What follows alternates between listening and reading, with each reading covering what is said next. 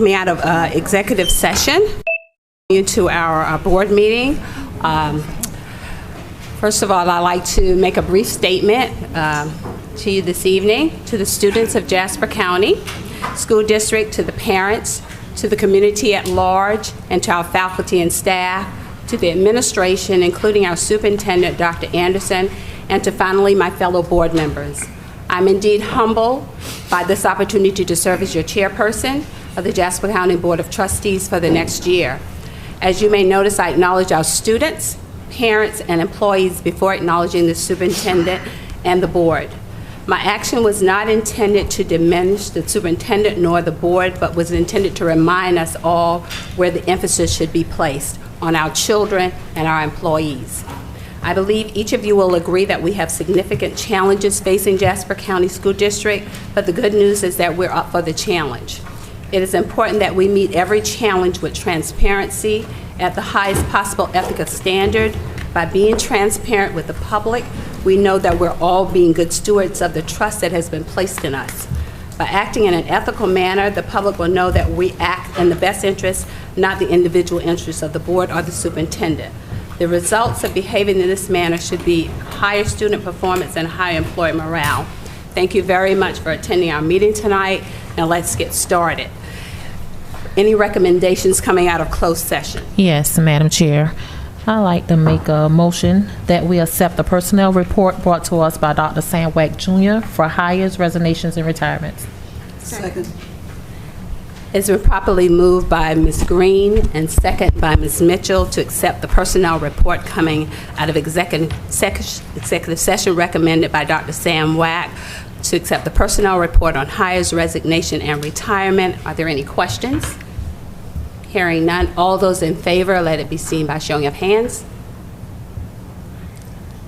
Let the record reflect that there is a unanimous vote. All in favor. The chair will entertain a motion for the approval of the agenda. So moved, Madam Chair, that the agenda for December 9th, 2019 be approved. Second. It has been moved by Ms. Riley and second by Mr. Hazel for the approval of the agenda for December 9th, 2019. Any questions? Hearing none, we'll take a motion, vote by a showing of hands. Let the record reflect that it is unanimous. The agenda has been approved. We'll have, please stand for the invocation by Mrs. Mitchell and Pledge of Allegiance following.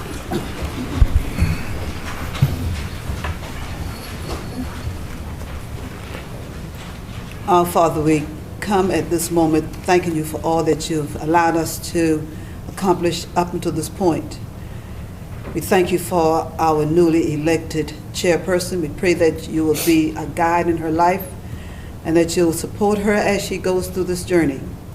We thank you for all who's come out today to witness and to aid us as we go through our business meeting. We ask you, dear God, just to look on our superintendent and this board, that we'll be a unified district, we'll be a unified front. Yes. Help us to support our students, our staff. Help us to be transparent for our community, our business partner, and all concerned in our district. We thank you for all things. In the mighty name of thy majestic Son, amen. Amen. I pledge allegiance to the flag of the United States of America and to the republic for which it stands, one nation, under God, indivisible, with liberty and justice for all.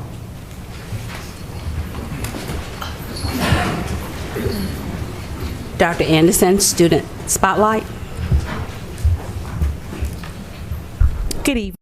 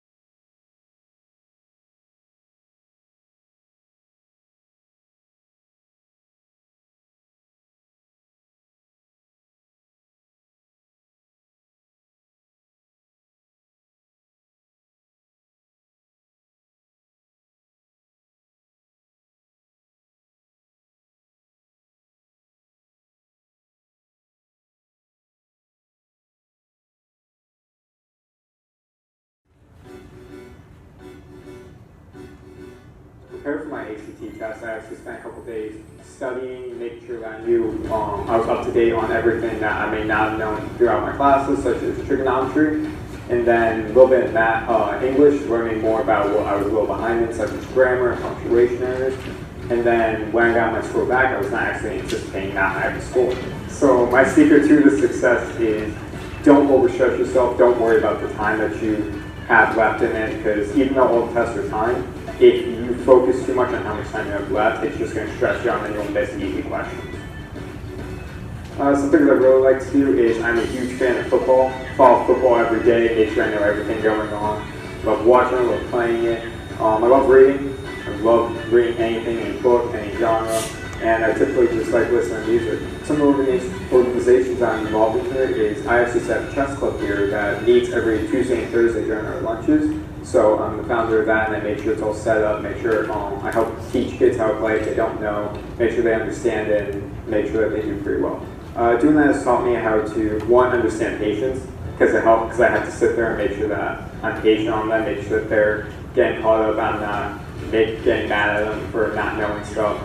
But it's also taught me how to be a good leader in there, because I have to lead it and make sure that I'm making sure it's all good, it's all founded, and everything's like that. So people here help me a lot, because here is like a community. You have your friends that you know are there to help out. They'll make sure that you're up to date. Like I have one of my friends named Snidely Macias. We actually been challenging each other every year on class GPA to see like who's higher, what was pushing each other to get to that next step. And I had my AP psychology class last year. We worked so hard together to make sure we all passed that test. So it's been nice having all these people here to help out. Can I get these papers? I'm looking at studying peer programming, mainly like cybersecurity, making sure that I can help, with networking the internet. I've only gotten one college acceptance so far, and that was to Winthrop University, but I'm still waiting on more to come in.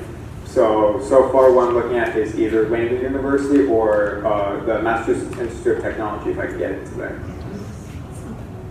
I have either a game developer or a just web designer. It helps tie in because I love websites. I love anything on the internet, and I can use that to like sort of help with my football loving too, because I can make sure I know like what's going on. Maybe then get how each game's going to go, stuff like that. What's in my heart for this is just being able to succeed and make sure that I can live my life as I want to, and being able to have what I want to have, and to be able to give back to those in need or to the community I'm in at that time. Just be able to help others as well as myself.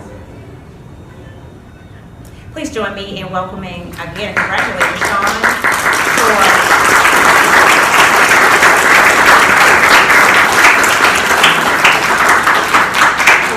did Sean come in? Albert Einstein once said, everybody's a genius, but if you judge a fish, You're fine, it's okay. We're here. Ladies and gentlemen, we do have some additional seating if you'd like to come down. You can come in and take a seat. Okay, again, thank you for recognizing Sean. We will certainly make certain that he receives his gift. We also have the pleasure of having our very own gifted and talented students here from our band. We have each year the South Carolina School Boards Association at its annual convention on Hilton Head features in February student talent. And we are very proud to announce that under the leadership of Mr., maybe he's getting it, Edwards and Miss Randall, that our Jasper County Gifted and Talented Band definitely has been actually invited to perform at the 2020 South Carolina School Boards Association Convention on Sunday, February the 23rd, 2020 at 8:30 a.m. And I certainly want to send a special shout out and a thank you to our directors, because when I asked them to follow up with the request, they certainly did. And our students will definitely feature. I think it's a great point for Jasper County School District. And they are here, a few of them tonight, to bless us with some of their talents. And we asked for them to come forward. Oh, you're going to stay back there. Very good, okay. And we're going to allow them to bless us with their talents. And this is just a snippet of what individuals who are in attendance at our School Boards Association Annual Convention Conference will get a taste of. The middle school students will be performing Still, Still, Still, which is an Austrian carol.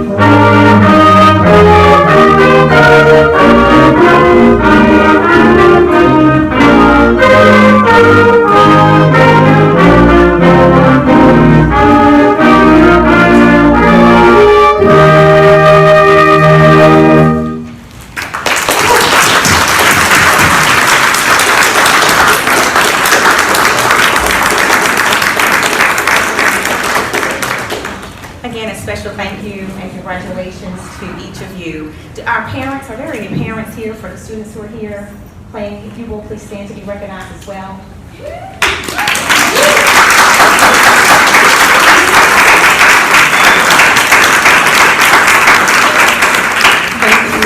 Truly for all that you allow us to do with your students. We truly appreciate your support. If I could have Ms. Randall as well as Mr. Edwards come forward, and each a student leader from maybe middle school as well as high school to come forward, please. And we would like for each of you students, if you will, after this presentation to come and shake our board members' hands as well.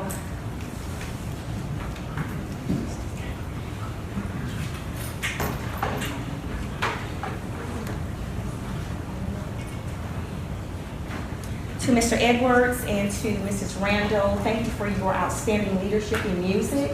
Can't certainly pay you for what you do, but certainly commend you in your efforts for all that what you do. And we continue to want to know, we know that you will continue to bless our students and definitely help their talents to continue to grow. So thank you for your leadership.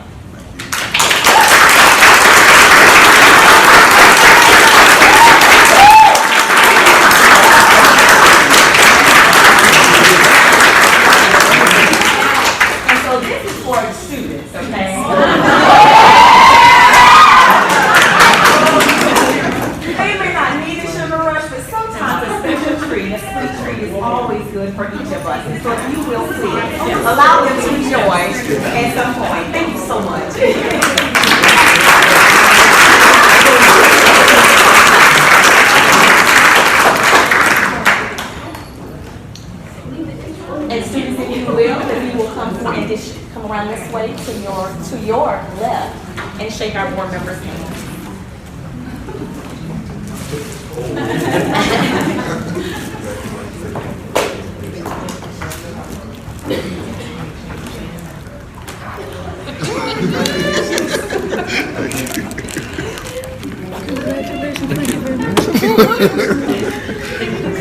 Thank you.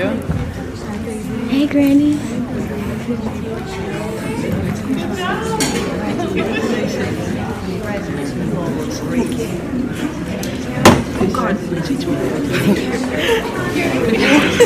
Thank you. Thank you, ma'am. Thank you. Thank you. Thank you. Thank you.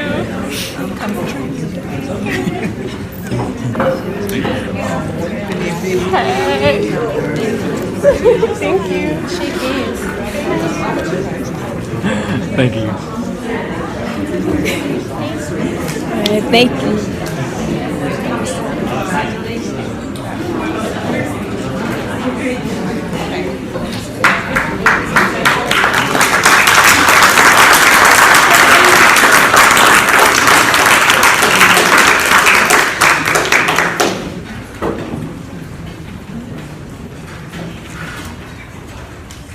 Okay, we're continuing with our staff spotlight.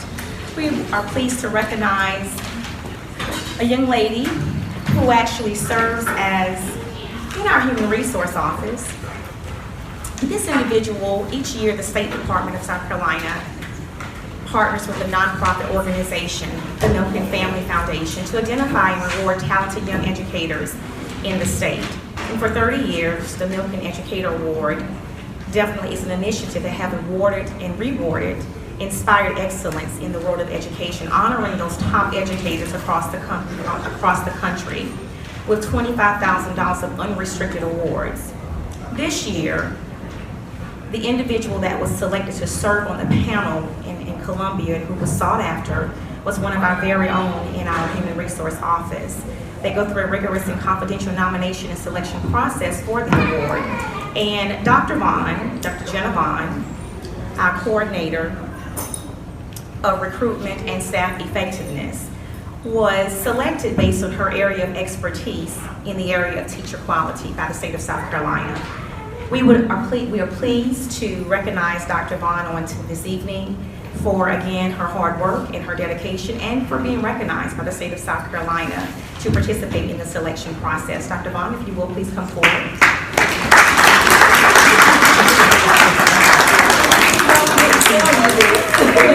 Thank you. Oh yes, okay. So you're quite welcome, and we're very appreciative of you. You'll take a boardwalk. You come and shake hands,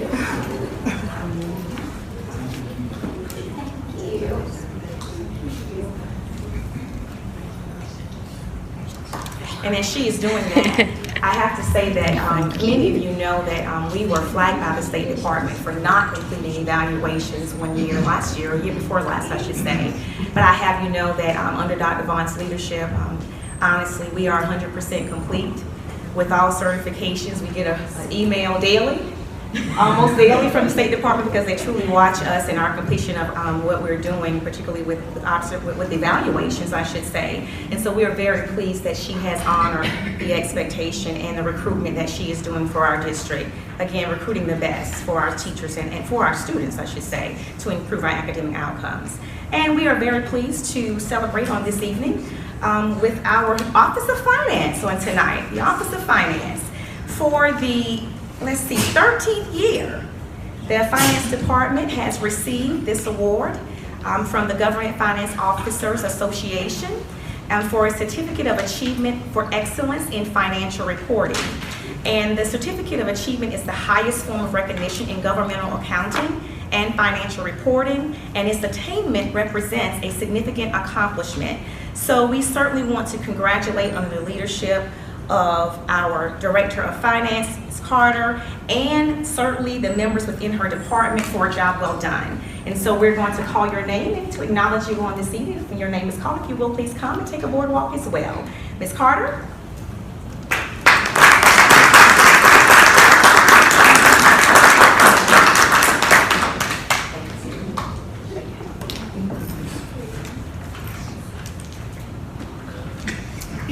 Burnett.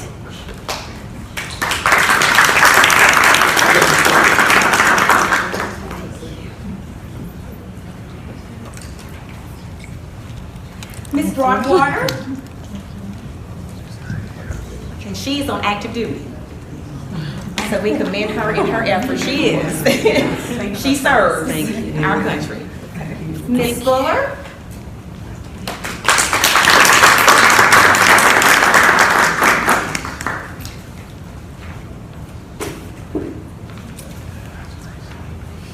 And Ms. Brownlee. And Ms. Brownlee, your frame broke when we were coming upstairs, so we will give you another one tomorrow. It wasn't personal, okay?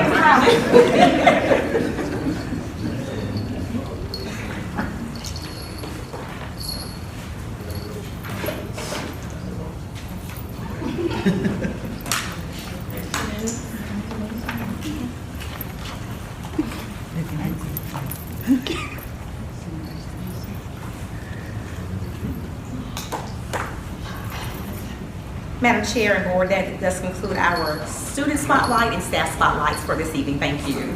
Thank you. Congratulations to our students for a job well done, and we're excited to know that when we're at our conference, that is our local conference, it's very close to home, that we'll be proud to say that we have someone from home that will be presenting on Sunday morning. So that's very special, and that's a great accolade. So we want to just give our students one more big round of applause. And again, congratulations to the staff for all the great accomplishments, and we look forward to our next spotlight, the next department that's going to do a great job. So again, congratulations. Anyone time you can public comment? They did not. So no public comment. Chair will entertain a motion to approve the consent agenda. So moved, Madam Chair, that the consent agenda for December 8th, 2019 be approved and accepted. Second.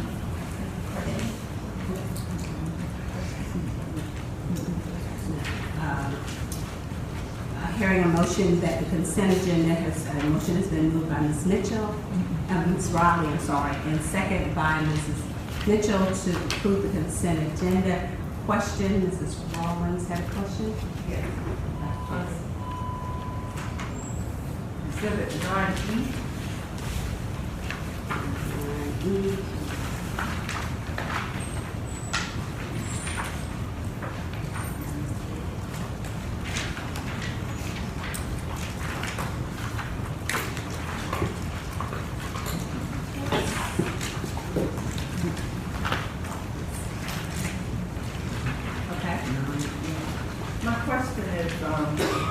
Under the travel for the HR department, there's $20,000,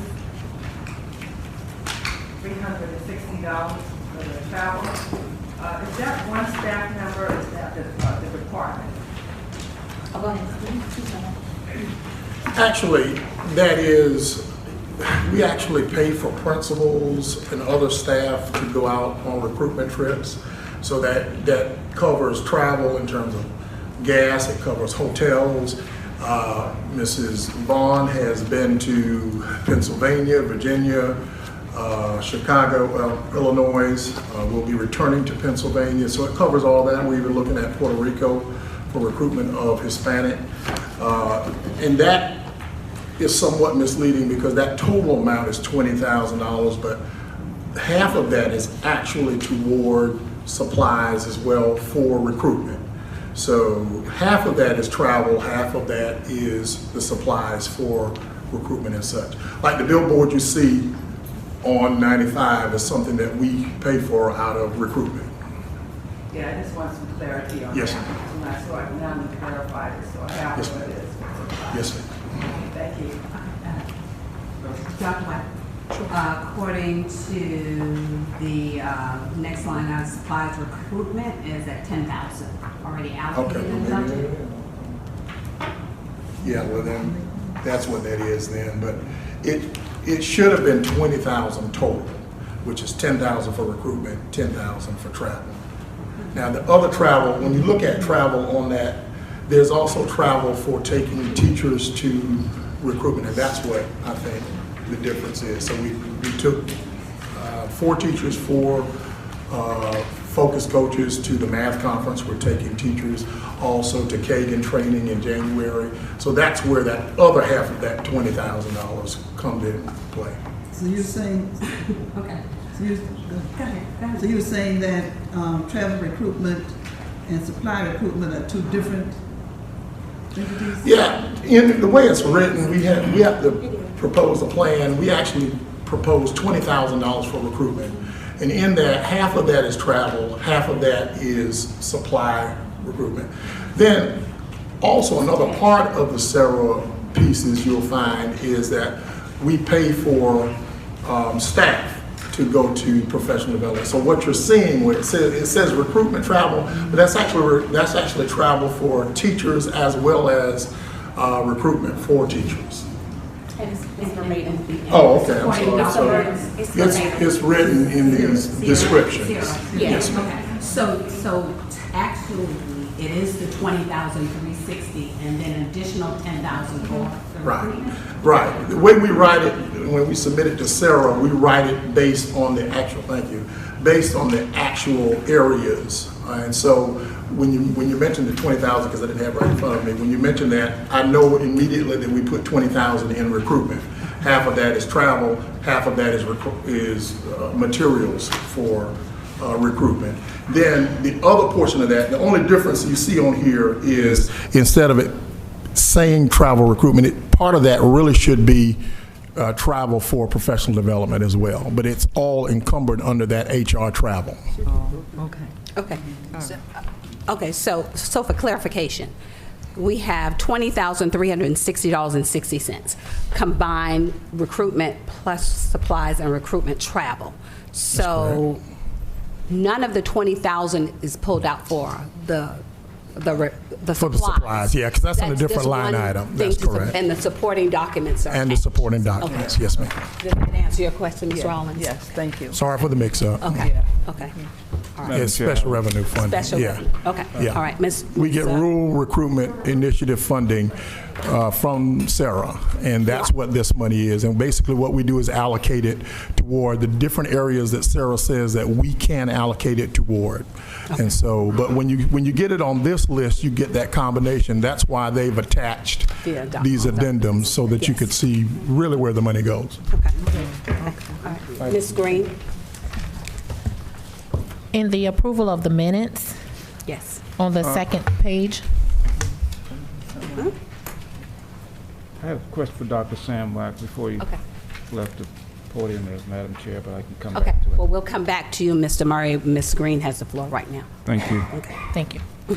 Okay, in the approval of the minutes, is stated on the second page, Mr. Hazel stated that he did not vote for the 4-day work, nor did he vote for the audit. I just would like for us to have clarification on that.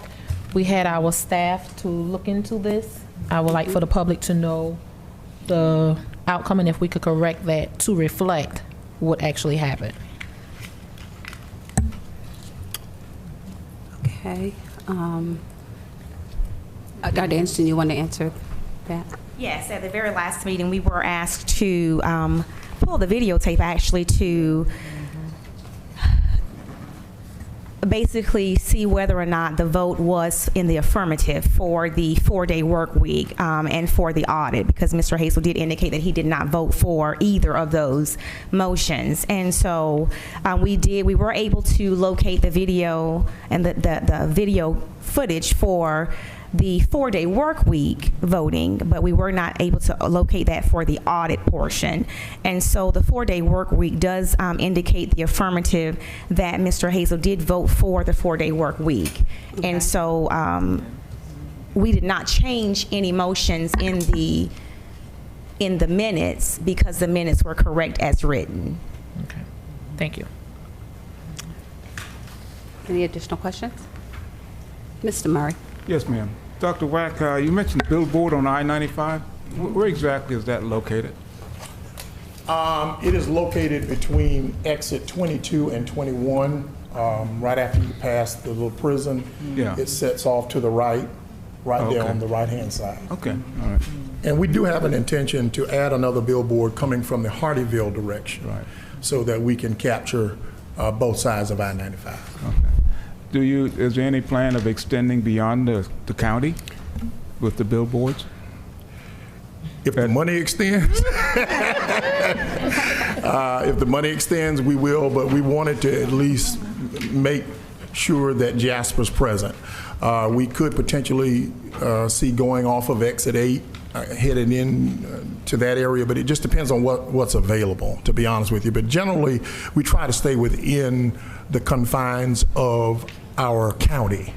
So it just depends on where some vacant billboard. I just happened to see that vacant billboard one day coming to work, and that's how we were able to designate that particular one. Okay. Thank you. Okay, thank you. Okay. Thank you, Madam Chair. Okay.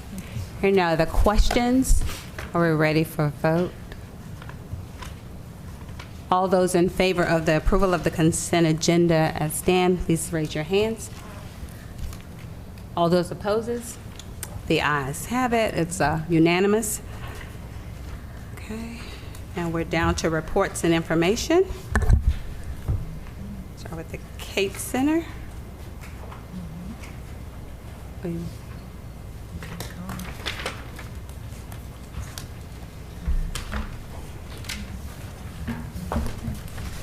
Thank you. Appreciate being here to give you an update on the facilities. The Kate Center, since our last discussion, the majority of the activity has revolved around the masonry, installation of the masonry, and the continued installation of conduit and steel embeds and plumbing and so forth that goes with that.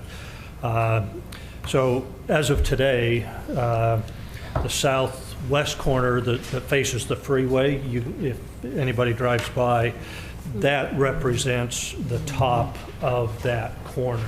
So just to give kind of context as to what the building height will be, that southwest corner is at the top. And so, again, that's the majority of the activity that's going on. The structural steel will be starting a little bit this week into next week. And that's additional columns and then the roof structure that goes with that.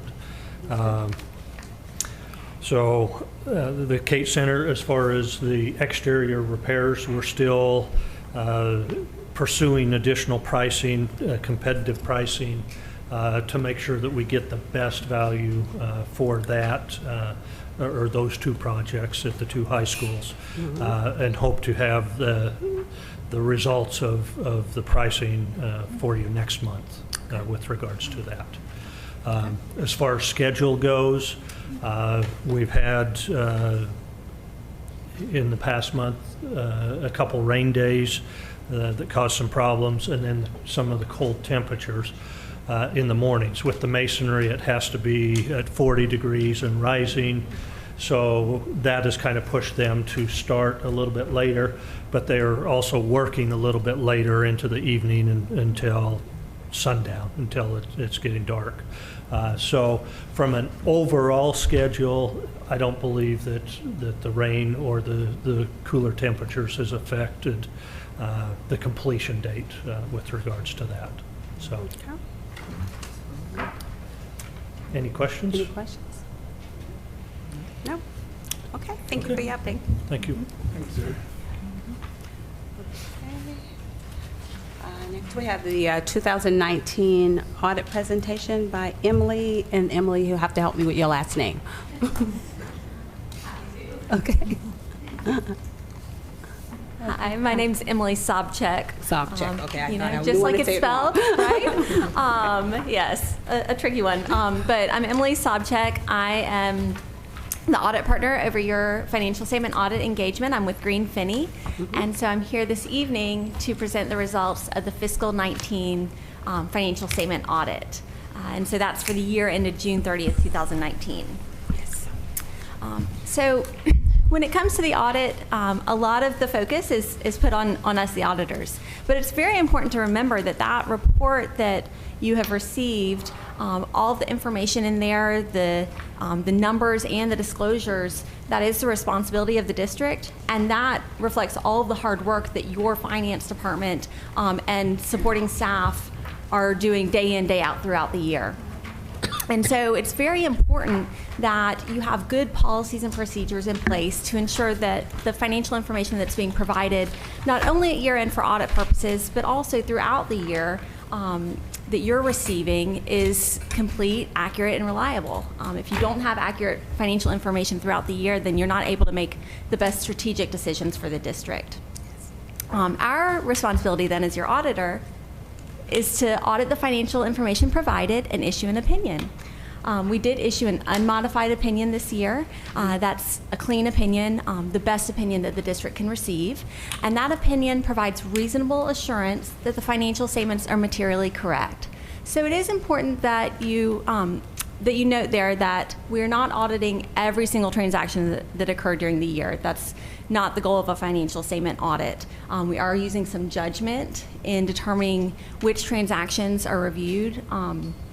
And we're reviewing individual transactions as well as doing analytical procedures over the numbers as a whole. So now let's look at your financial results for the year ended June 30th. We'll start with your general fund. Your general fund had an increase in fund balance of $3.5 million, bringing total fund balance to $10.4 million at year end.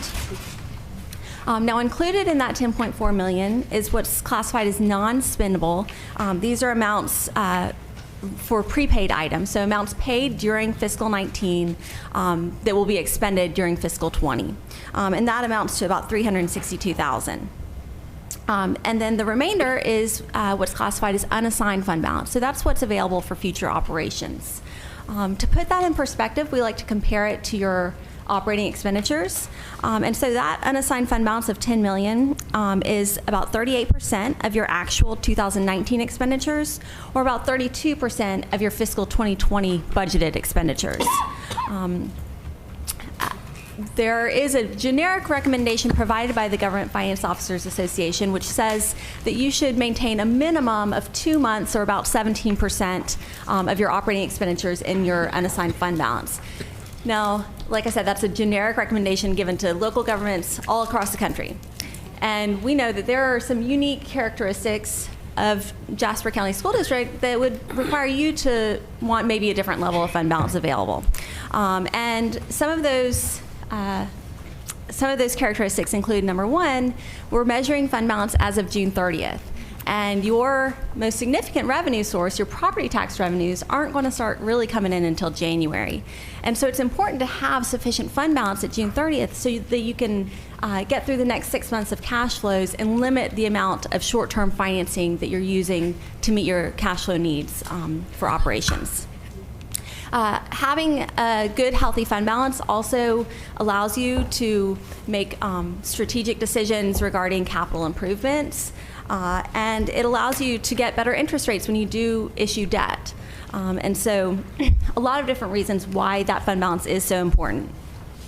Now, looking at how we got to that increase, you had general fund revenues of $29.1 million for 2019. That was a 7% or $1.9 million increase from the prior year. And a significant part of that was a $600,000 increase in your FILO revenues, your fees in lieu of taxes.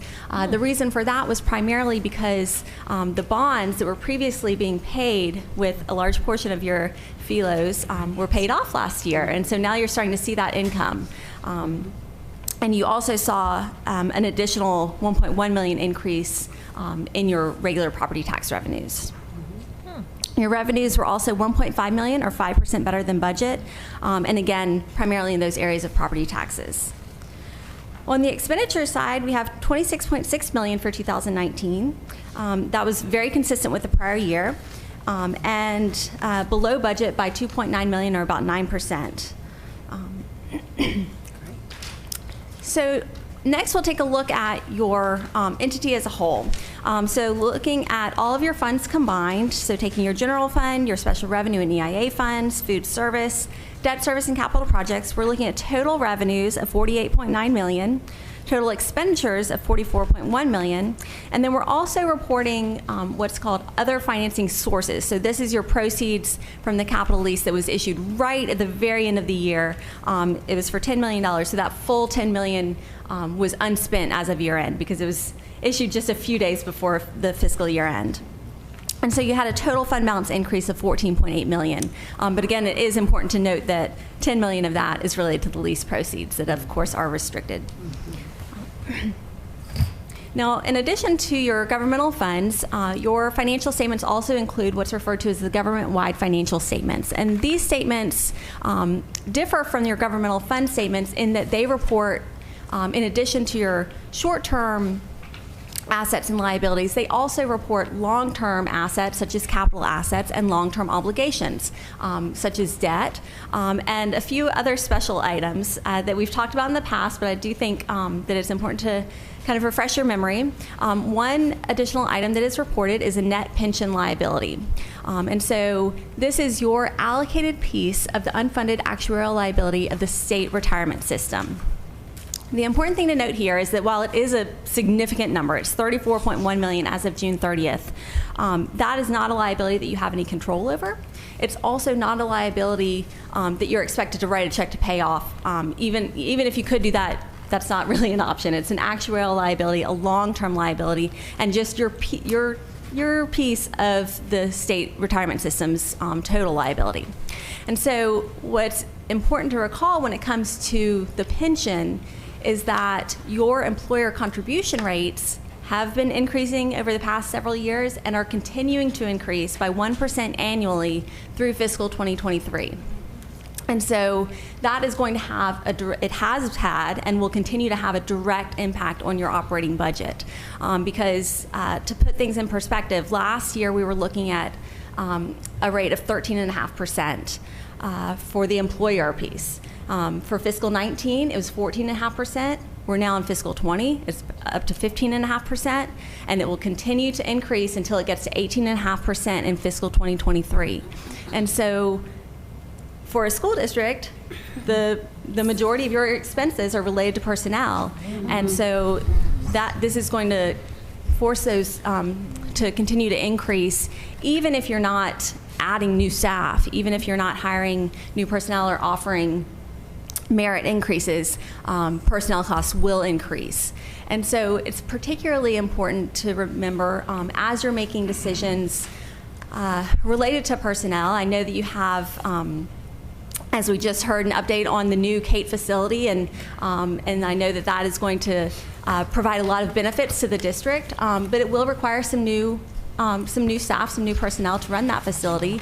And so when you're looking at the cost of those personnel, it's important to factor in not only the cost for the upcoming year, but the costs several years out, since we know that those costs will be increasing. A similar liability that's being reported is what's referred to as the OPEB liability. This is your liability related to the retiree health care plan. And just like the pension liability, this is your allocated piece of the state retirement system's total liability. And so again, it is a big number, $26.8 million, but you have absolutely no control over that. Like the employer contributions for the pension plan, though, these rates have been going up. The rate for fiscal 18 was 5.5%. You had a rate of 6.05% for fiscal 19, and that rate has again increased for fiscal 20 to 6.25%. They have not established what the rates will be for future years, but I would expect at least some incremental increases for the next few years for this plan as well. So again, these are having a direct impact on your operating budget. So let's talk about some other long-term assets and liabilities. You have capital assets at year end of $50.5 million. That was a slight decrease from the prior year as your depreciation expense exceeded your capital additions for the year. On the long-term obligation side, you're reporting $31.9 million, or an increase of $6.7 million from the prior year. Your issuances during the year included the $10 million lease purchase that I mentioned that was issued right at year end, and then you had principal payments offsetting that of $2.9 million. For fiscal 20, you're looking at total debt service payments, including principal and interest, of $4.5 million. So we do like to also keep you up to date on new auditing and accounting standards. So one that I'd like to mention on the auditing side relates to independence and what your auditors, what we as your auditors are permitted to do and still remain independent. This standard or this auditing principle became effective July 1st of this year, July 1st, 2019. However, there are still some questions in the auditing world as to how exactly this should be interpreted. And so right now, we're expecting that there may be some changes for next year, but we're not sure exactly what those will be. So we will make sure to keep you and keep management aware of anything significant that could impact your audit for next year. Some accounting principle changes that are upcoming include Gatsby 84, which will affect your fiduciary activities. So this is going to change the way that your pupil activity funds will be reported in your financial statements. It will not have a change on the day-to-day handling of these funds, but instead of being reported as a fiduciary fund, being reported separately from your other governmental funds, other district funds, these will be brought into your special revenue fund beginning fiscal 2020 and going forward. Again, this is simply an accounting reporting change, and so no actual impact on day-to-day activities for those. There's also Gatsby 87, which will become effective for fiscal 2020-21, and this will change the way that operating leases are accounted for in your financial statements. Again, simply an accounting change and a change in how they will be reported, and so not something that will actually impact the cash flows or day-to-day activities related to those leases. Next, I'd like to talk about a few items that are reported in the back of your report in the compliance section. So we did perform a single audit this year, as we do every year. Remember, that is the separate compliance audit related to your federal awards. And so this year we looked at the IDEA program as well as child nutrition. And for the IDEA program, we did note one significant deficiency, and this was really an overall deficiency that affects your financial statements as well, and that is related to the salary scale and not having a formal salary scale that dictates what an individual is paid based on experience and other factors. We do believe it's very important to have a formal salary scale in place, and I know that there are steps being taken to get the district there. Some other items that we noted during our financial statements were, one, there were some control deficiencies related to your procurement card monitoring and review. I know, again, that that is something that the district is aware of, and that controls are being improved the best they can. In a small district, it's more common to have some of these control deficiencies simply due to a limited number of staff. And so with a limited number of staff, there are only so many hours in a day. And so what each person is able to do and the roles that they're able to take on can be limited and can cause some of these deficiencies. And that's the same for the second item, the internal control over financial reporting. Again, meeting the day-to-day needs of the district, of course, has to oftentimes be the priority, and so sometimes financial audit preparation, there's not as much time to prioritize that, and so that meant that there were some additional things that we had to do during the audit process to help get the report in good shape, but we were able to get it there. So then we already talked about the salary scale. The last bullet point on this slide refers to a compliance finding. So all public funds are required to be held. So if they are held in a deposit account, the bank is required to hold collateral for any funds in excess of your FDIC insurance. So FDIC insurance typically covers $250,000. Now, unfortunately, because that new lease purchase was signed right a few days before year end. I think it was signed on June 28th, and those funds came into a deposit account.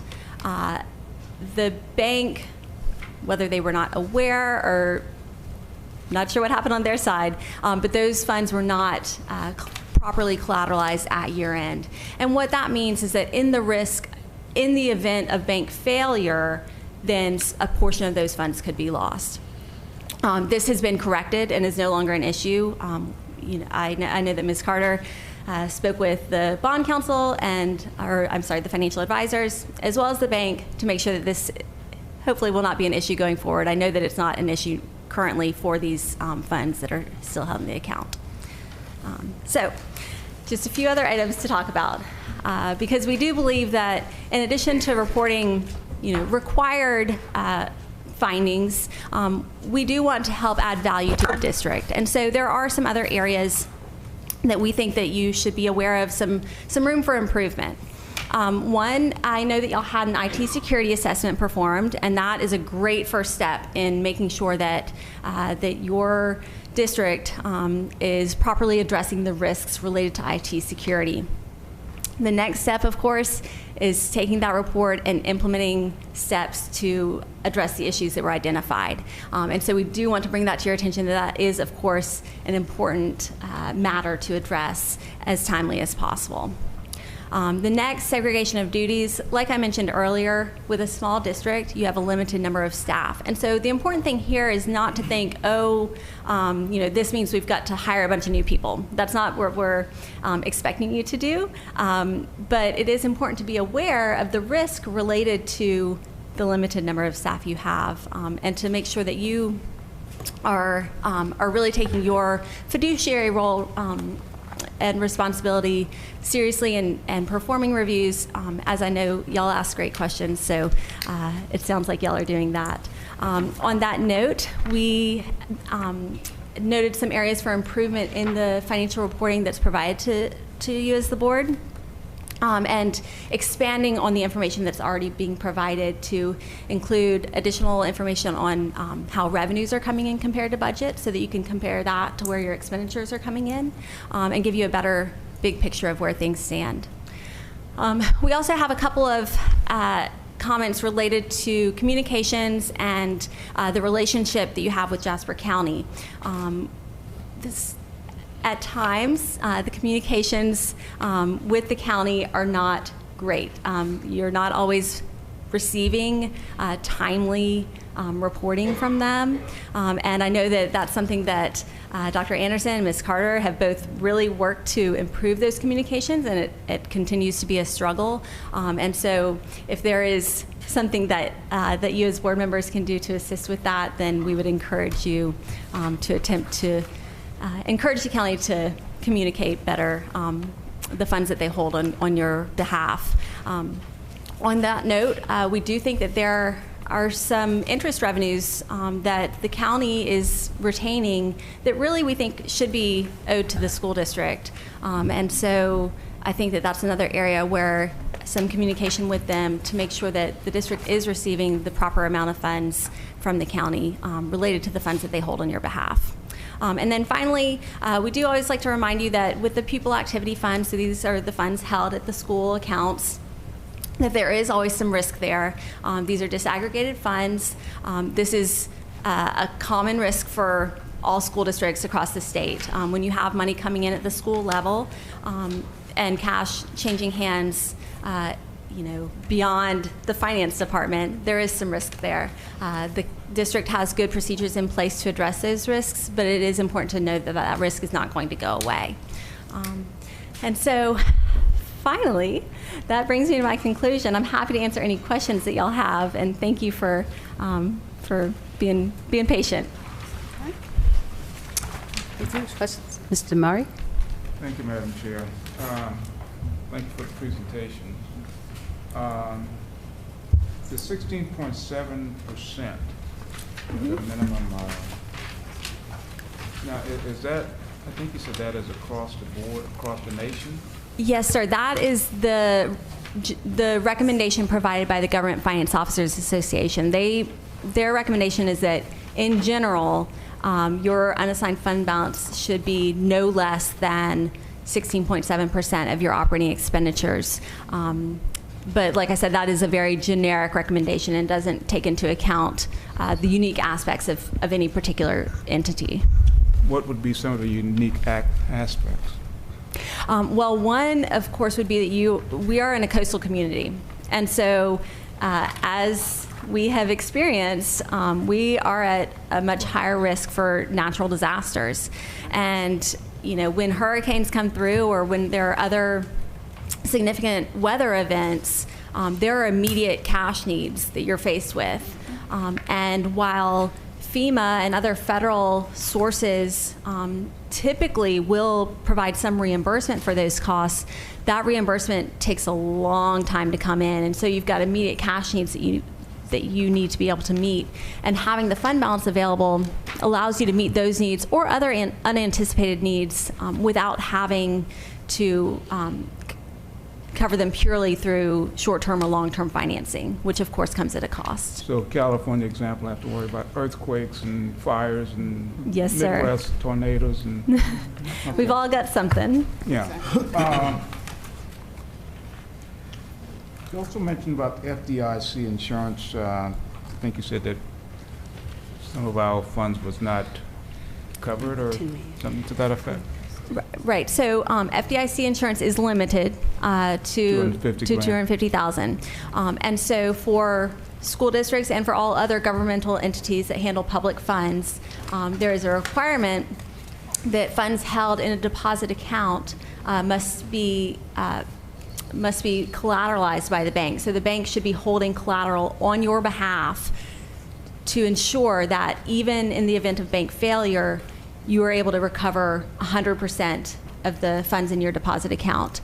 And so the proceeds related to that lease purchase that was signed right at year end, those were placed into a deposit account that was not marked as public funds by the bank.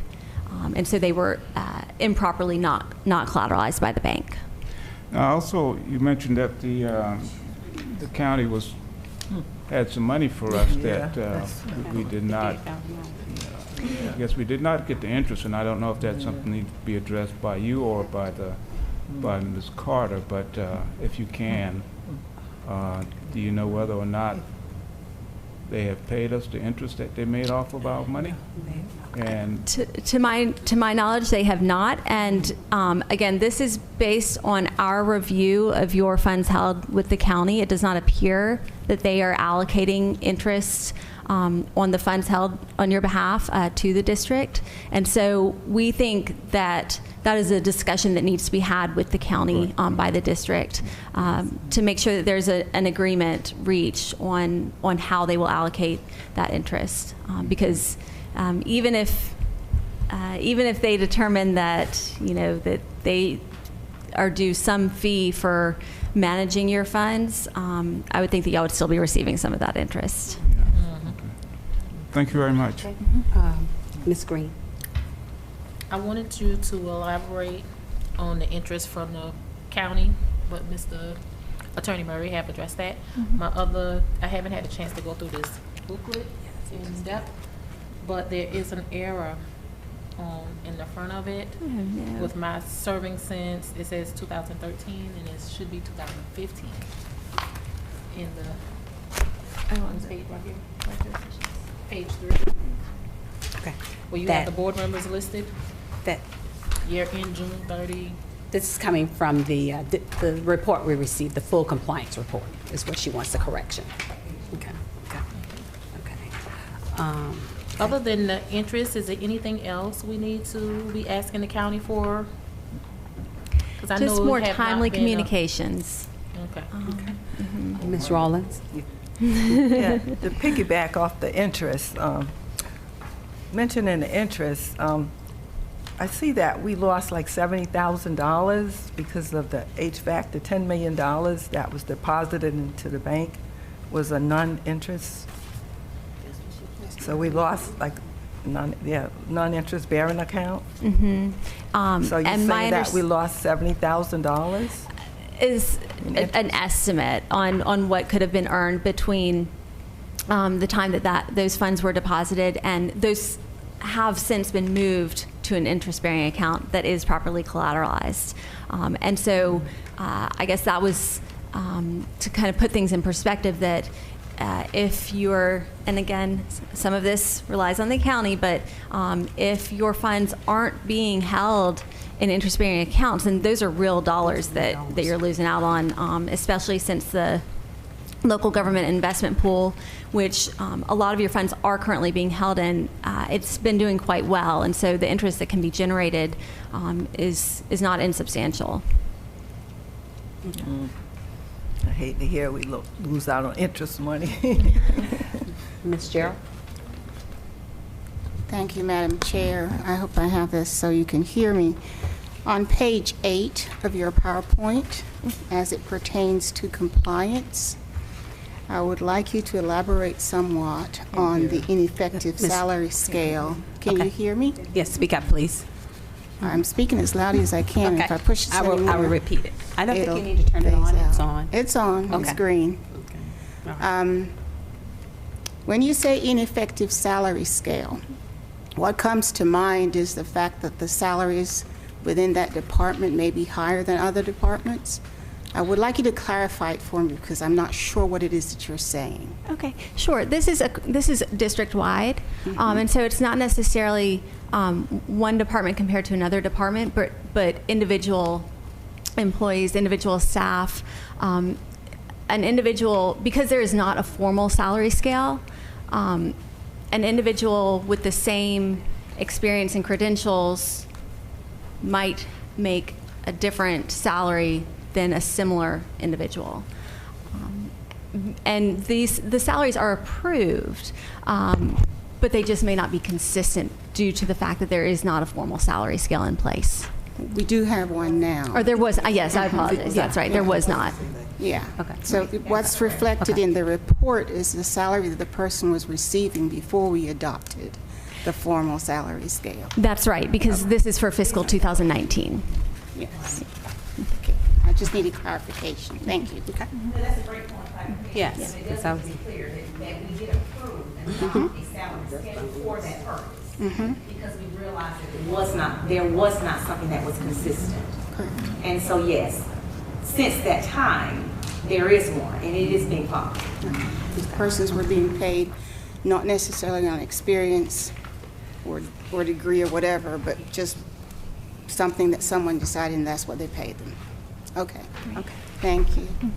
Yeah. I guess I had one concern, and you brought this to our attention last year, and it's back again regarding the Pupil account and recommending that we do an electronic payment system. That was one of the recommendations, and the district responded that they're looking into it, but potentially implementing that.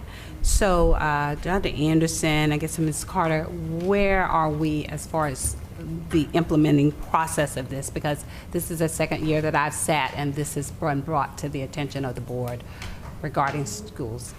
We have adopted a system. Training will take place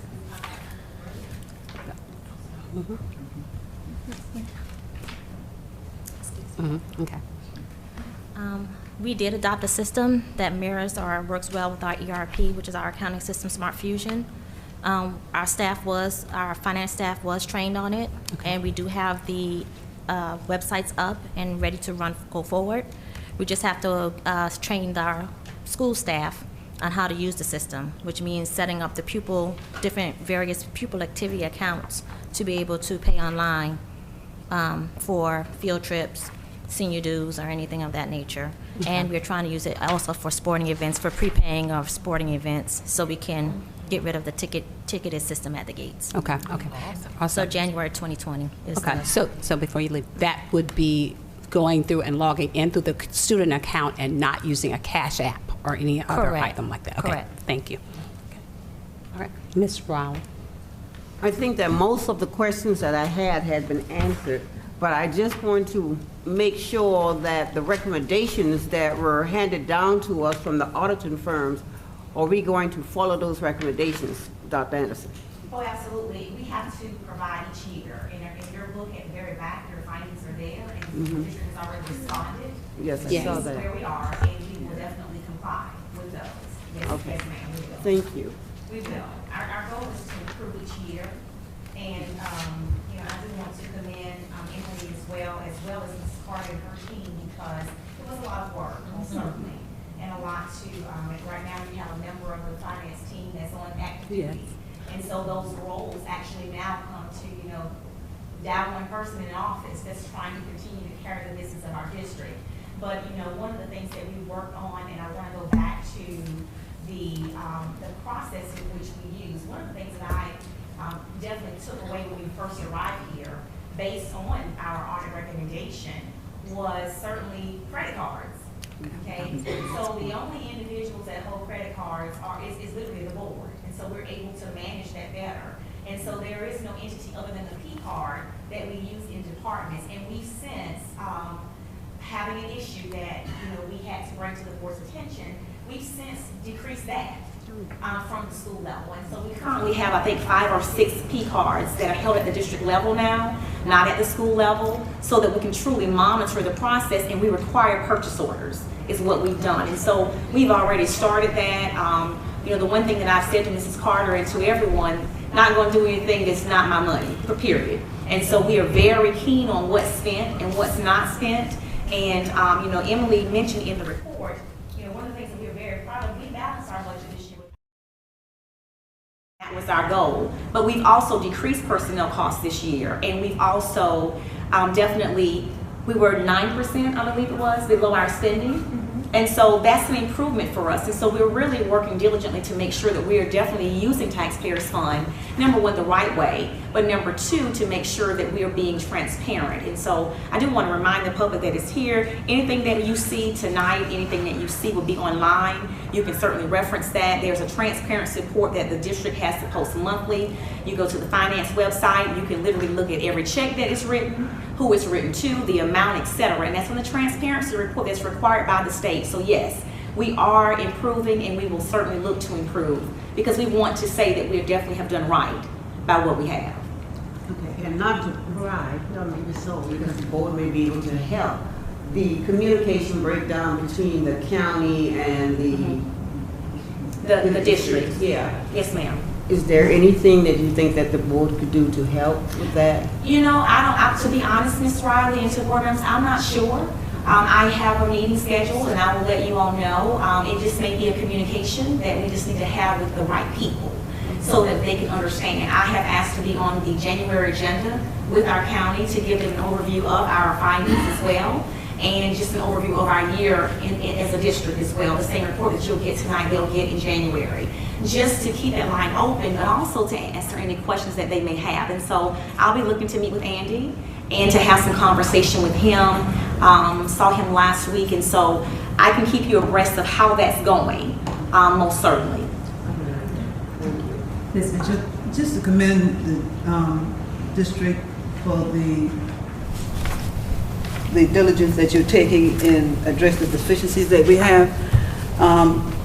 We know that the IT department is working, so it's said, on the deficiencies in that department, but I see where it says all that to be completed by February 20th. Where are we with that?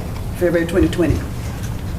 Well, many of those things were put in place prior to not coming on board, but there's a lot of things that we're working on, and I have been in contact with different vendors, making sure we get the best product to make sure those things are within our scope of what we're trying to do. So we're on target for that February 2020.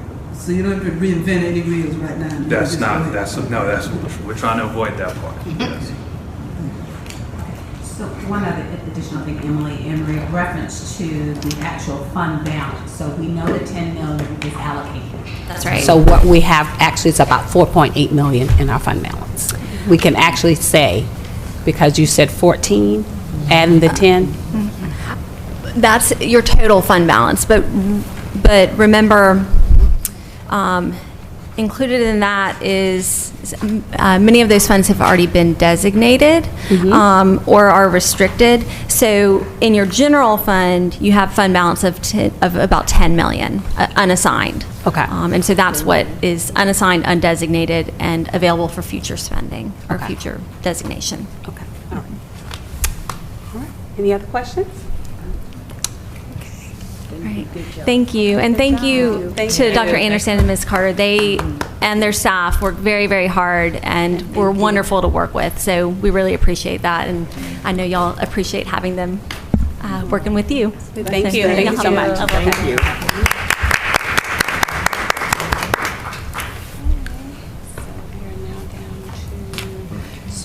Superintendent's report. Yes, ma'am. I'll try to be brief as possible, Madam Chair and board members. Again, you have in your packet Exhibit 4, Superintendent's Update. This is just a follow-up, again, from our previous board meeting on some items that you had asked for me to provide you some additional feedback on. Feedback from our district, one of the things that we were charged with was looking at the 4-day work week. Again, that is not something that we can just happen. I'm sorry. No. Oh, your packet of the 4-day work week, yes, is thick. And so I will not, certainly belabor you with all of that tonight, but I wanted you to have some certainly scholarly articles for consideration. And so I believe it was Mr. Moy that made that, that for us to look into that. Again, that is not something that we can just do overnight. It does take time for us to certainly research that. And so I do want to just provide with you an update there. The feedback, I was able to contact Florence School District 3, which is Lake City, and the feedback from that superintendent was that they were still researching their 4-day work week. I put that there for you, and we're hoping to get with her in January to get more feedback as to what she was able to find out. In regards to Williamsburg County, they actually piloted it in their a 4-day model using their 5K to 8th grade, and they said their teachers really liked it. But the model was not approved for 4K. They said they quickly realized that attendance was paramount, and then that they certainly, the team that was off on the 5th day, designated coverage and absence was an issue. And that's more funding to try to find someone to cover the cost, and so additional staff was required, and therefore their decision was to put the 4-day work week on hold.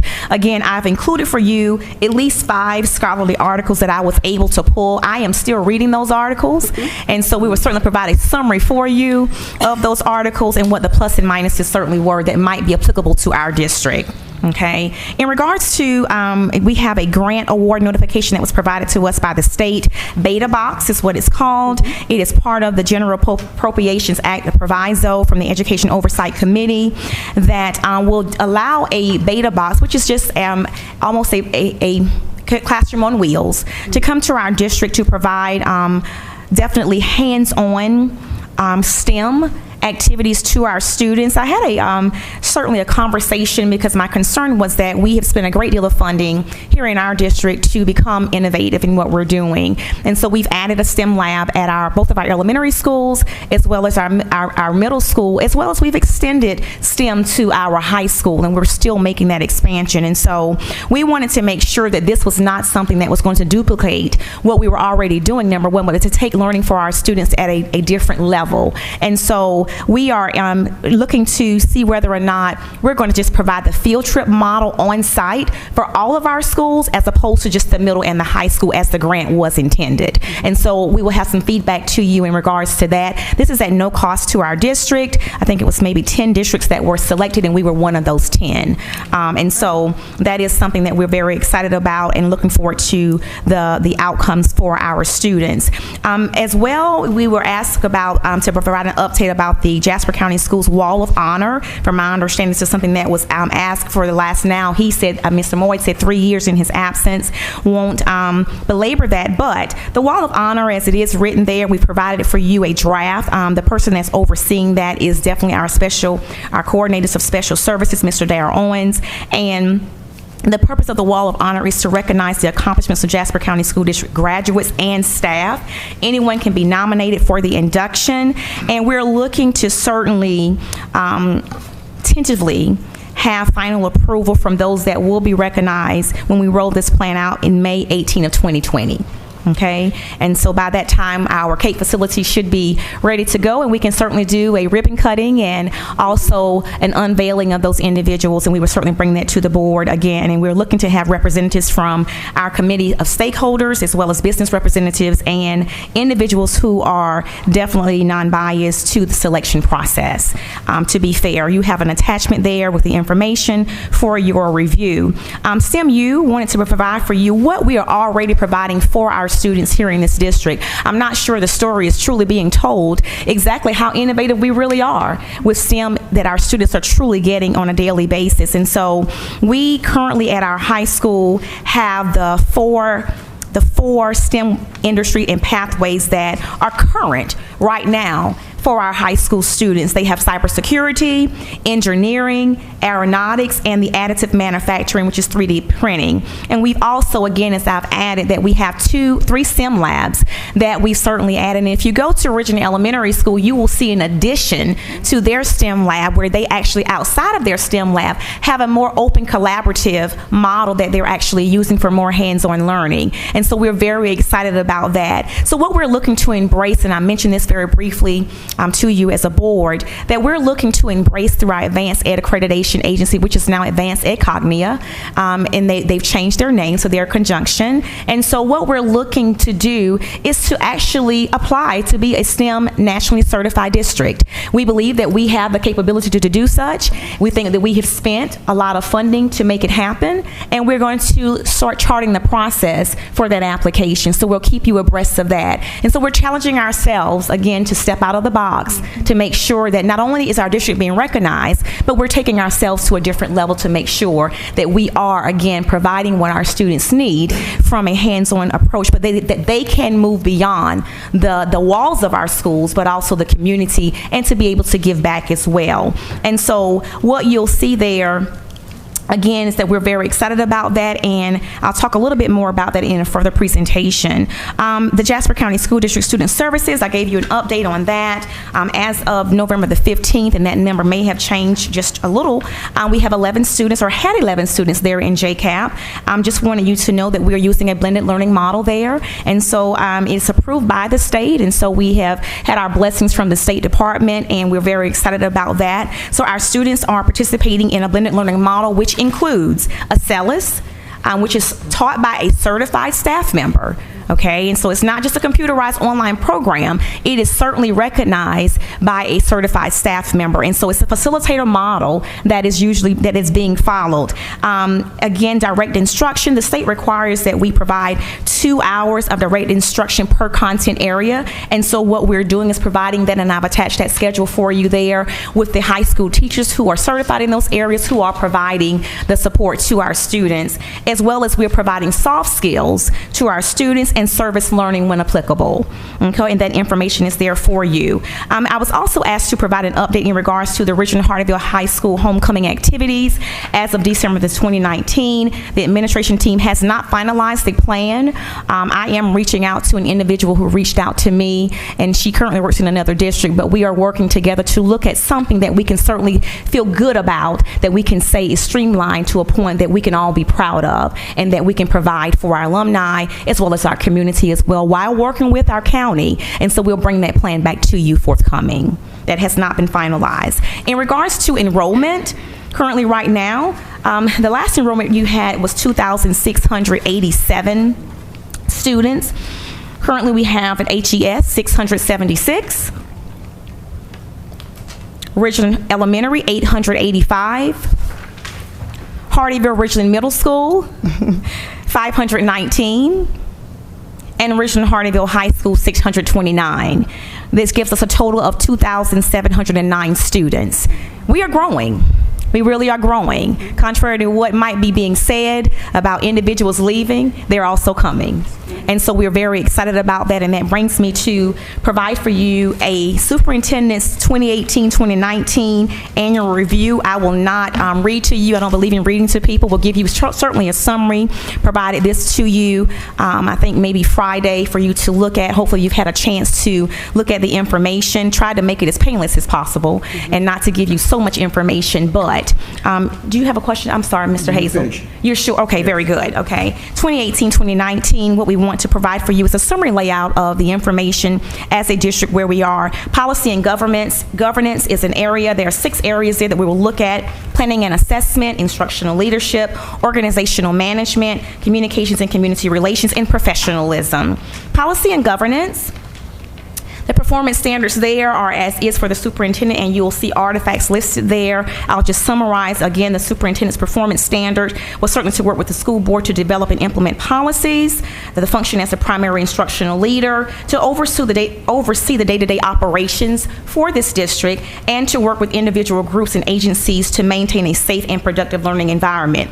In your electronic file folders, you will definitely find, per these areas, artifacts as written, as listed, to support that, and certainly look at that, and if you have any questions, I'll be happy to answer those for you on tomorrow if needed. And so you have policy update meetings, presentations that were given by the board by members of our staff, week at a glance, which was required by our staff members, so that I can understand what we're truly providing when we go out into our schools, what they're embracing, and the support in which they're offering throughout our district in time. Principals meetings that we have monthly with our principals and our district leadership team. Our superintendent's cabinet meetings are held every Monday, with the exception of the 4th and the 5th Monday if we have one.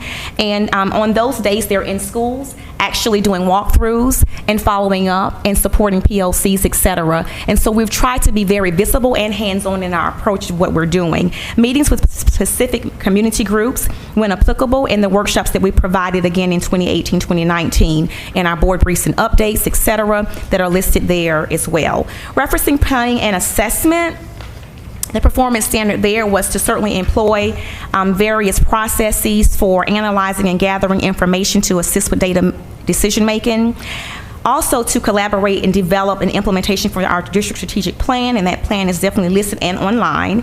To plan and implement and support and assess our instructional programs so that we are aware of whether they are enhancing our student and our student achievement as well as state standards, and developing a plan to effectively allocate our fiscal resources. You'll see our artifacts there, our data teaming, and implementation, a district strategic plan. Those documents are there for you, enhancement of our instructional programs, any funding that we've done for instructional technology, and our budget planning meetings. This component also correlates with Advanced Ed, again, Cognia, which is our accreditation agency. And so Advanced Ed asks and challenges you to, as educators, to gather, analyze, and use formative and summative data to lead the improvement process, and to, again, continuously assess your programs for ongoing improvement. And so we've developed and implemented differentiation and tiered professional development that is focused on analyzing data through our data teams. Instructional leadership is where the rubber really truly meets the road. And this is what we're very proud of for the 18-19 school year, and as we're moving into the upcoming school year. And I will say to you throughout this entire process, the information that you currently have in front of you is not possible without the people that work with me to make this happen. And so I truly want to commend the district staff, literally, because what I do is only because of what they do. And so it is not just Dr. Anderson. It isn't. It's a collaborative approach in what we do, and I'm only as good as they are. And so we are only as good as we are together. And so I don't take any credit solely for any of what you see, because what is happening in our district is not an I. It's not Dr. Anderson, although Dr. Anderson takes a lot of it, and that's par for the course, and I'm good with that. But I want to be honest and say to you, the people that you see sitting here are the people truly that makes the difference. And so I want to commend them in their efforts, because we're able to move forward because of the work that they're able to do. And it makes my job much more easier when you have a good group that's standing behind you and working with you. So for the instructional leadership component, I am supposed to communicate a clear vision with a level of excellence and be consistent in our district-wide goals and standards, to oversee the alignment and coordination of the delivery of programs in our curricular areas, to evaluate and retain qualified personnel and support, and so to make sure that we develop staff development programs that are consistent with evaluating and promoting school instructional improvement plans. We host our student superintendent's cabinet meetings. That is with our district-wide staff, again, every Monday, with the exception of 2 Mondays. Our 2018-2019 district goals, and I'll have those listed for you within this PowerPoint. Our curriculum update that we do provide, our MTSS state cohort, which is our multi-tier support systems, and our direct district instructional meetings, our non-negotiables, instructional non-negotiables, our instructional framework, our professional learning opportunities that we work with the state to provide as well. Again, we've added those STEM labs. programs in 3 of our schools, and we've extended our STEM focus within our high school. We implemented the iDrone program, and we brought forth for you on last year our pilots who are certified pilots who have received their wings and who have taken the assessment and are true pilots, and we're very excited about that. And we have our Center for Instructional Quality winter catalog there for your viewing. Again, that is providing support to our certified staff members. And we met today, and I know Ms. Mitchell, you had a question on a couple of board meetings about are we providing support for our classified,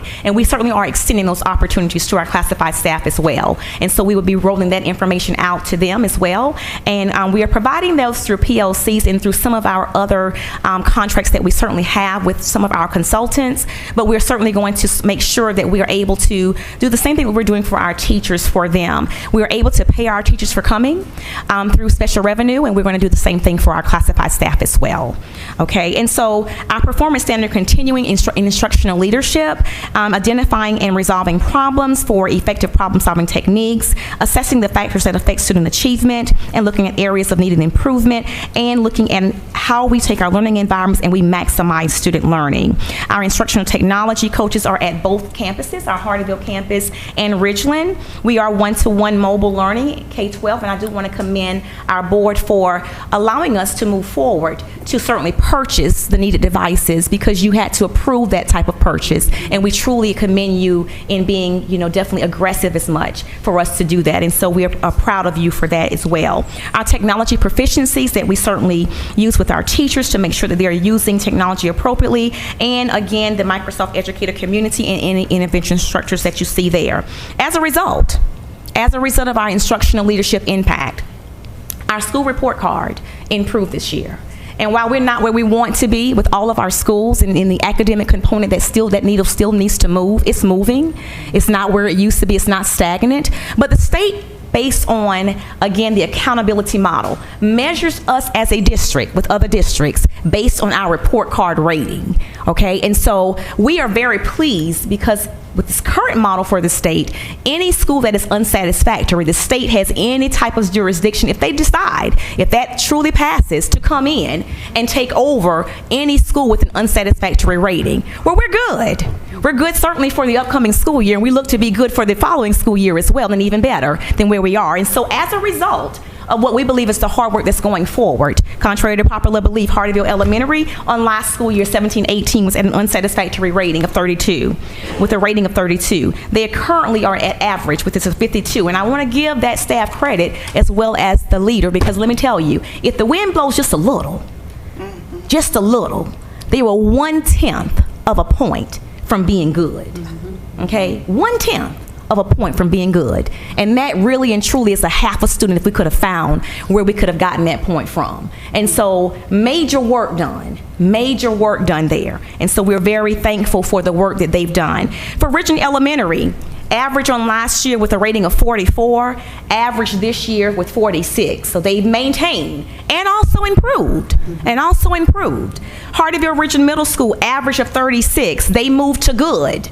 And I'll tell you, one content area, one teacher, math, that took him down from being excellent. Okay? And so we know that based on data. And if anybody knows Mr. Bellamy, he's a walking data hub. Okay? He can tell you anything about any teacher you want to know and where they currently are data-wise. And so, I can promise you that you can probably look for them to be excellent pretty soon, because they're truly working very diligently, and they are really making those data-driven decisions to certainly impact instruction. One of the things that we've done, and Dr. Wack holds his curriculum team meetings every Monday, I think at 1 or 2 o'clock, and the challenge that our certified staff members at the district level have been charged to do. We don't sit in offices. That's just not what we do, because schools don't move in offices at the district level. We move from schools. And so if you were to stop by the high school, right now we're targeting the high school because we need below average to move. We do. We need below average to move. They've increased, yes. They're not unsat. They're not at that 36, they're at below average. And that took a lot of work, because in the high school, if you understand the accountability model, much of their rating is already figured for them. And that's how the state wrote it. Okay, nothing they can do about that, because it's from previous years that they have. And so the only thing that they can affect right now will be a couple of things: career, okay, and college readiness, okay? And so they're really working diligently to make sure that that is occurring. And so we want to give them credit because much of their report card is not something that they're doing right now.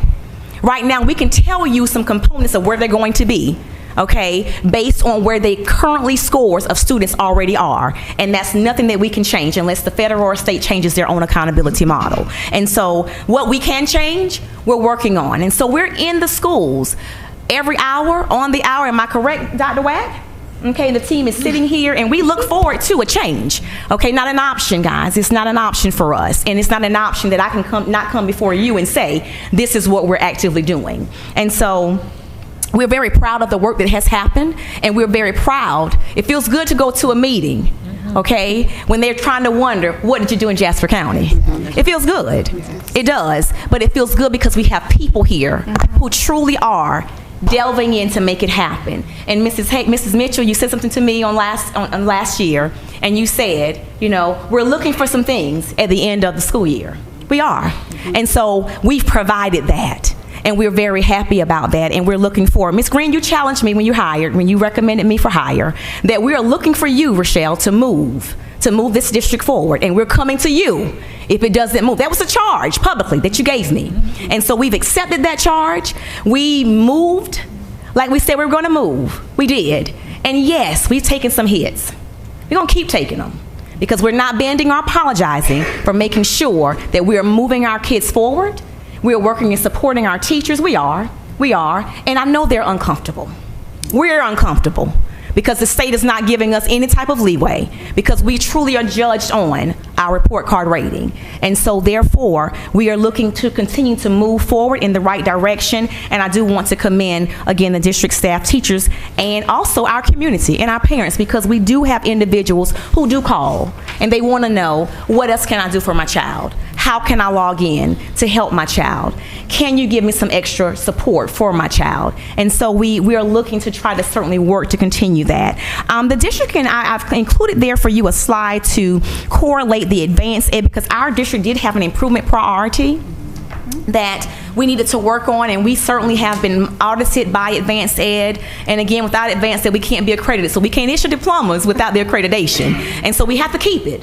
Okay, and so the improvement priority there was the structure and effective system to develop, monitor, and evaluate the curriculum, the assessments, professional development, and instruction at all levels, with emphasis on strategies for the use of data for verifiable improvement. Okay, not what we say, but what can be verified. And so what we've done is what you see at the top. We've developed and implemented MTSS and PBIS.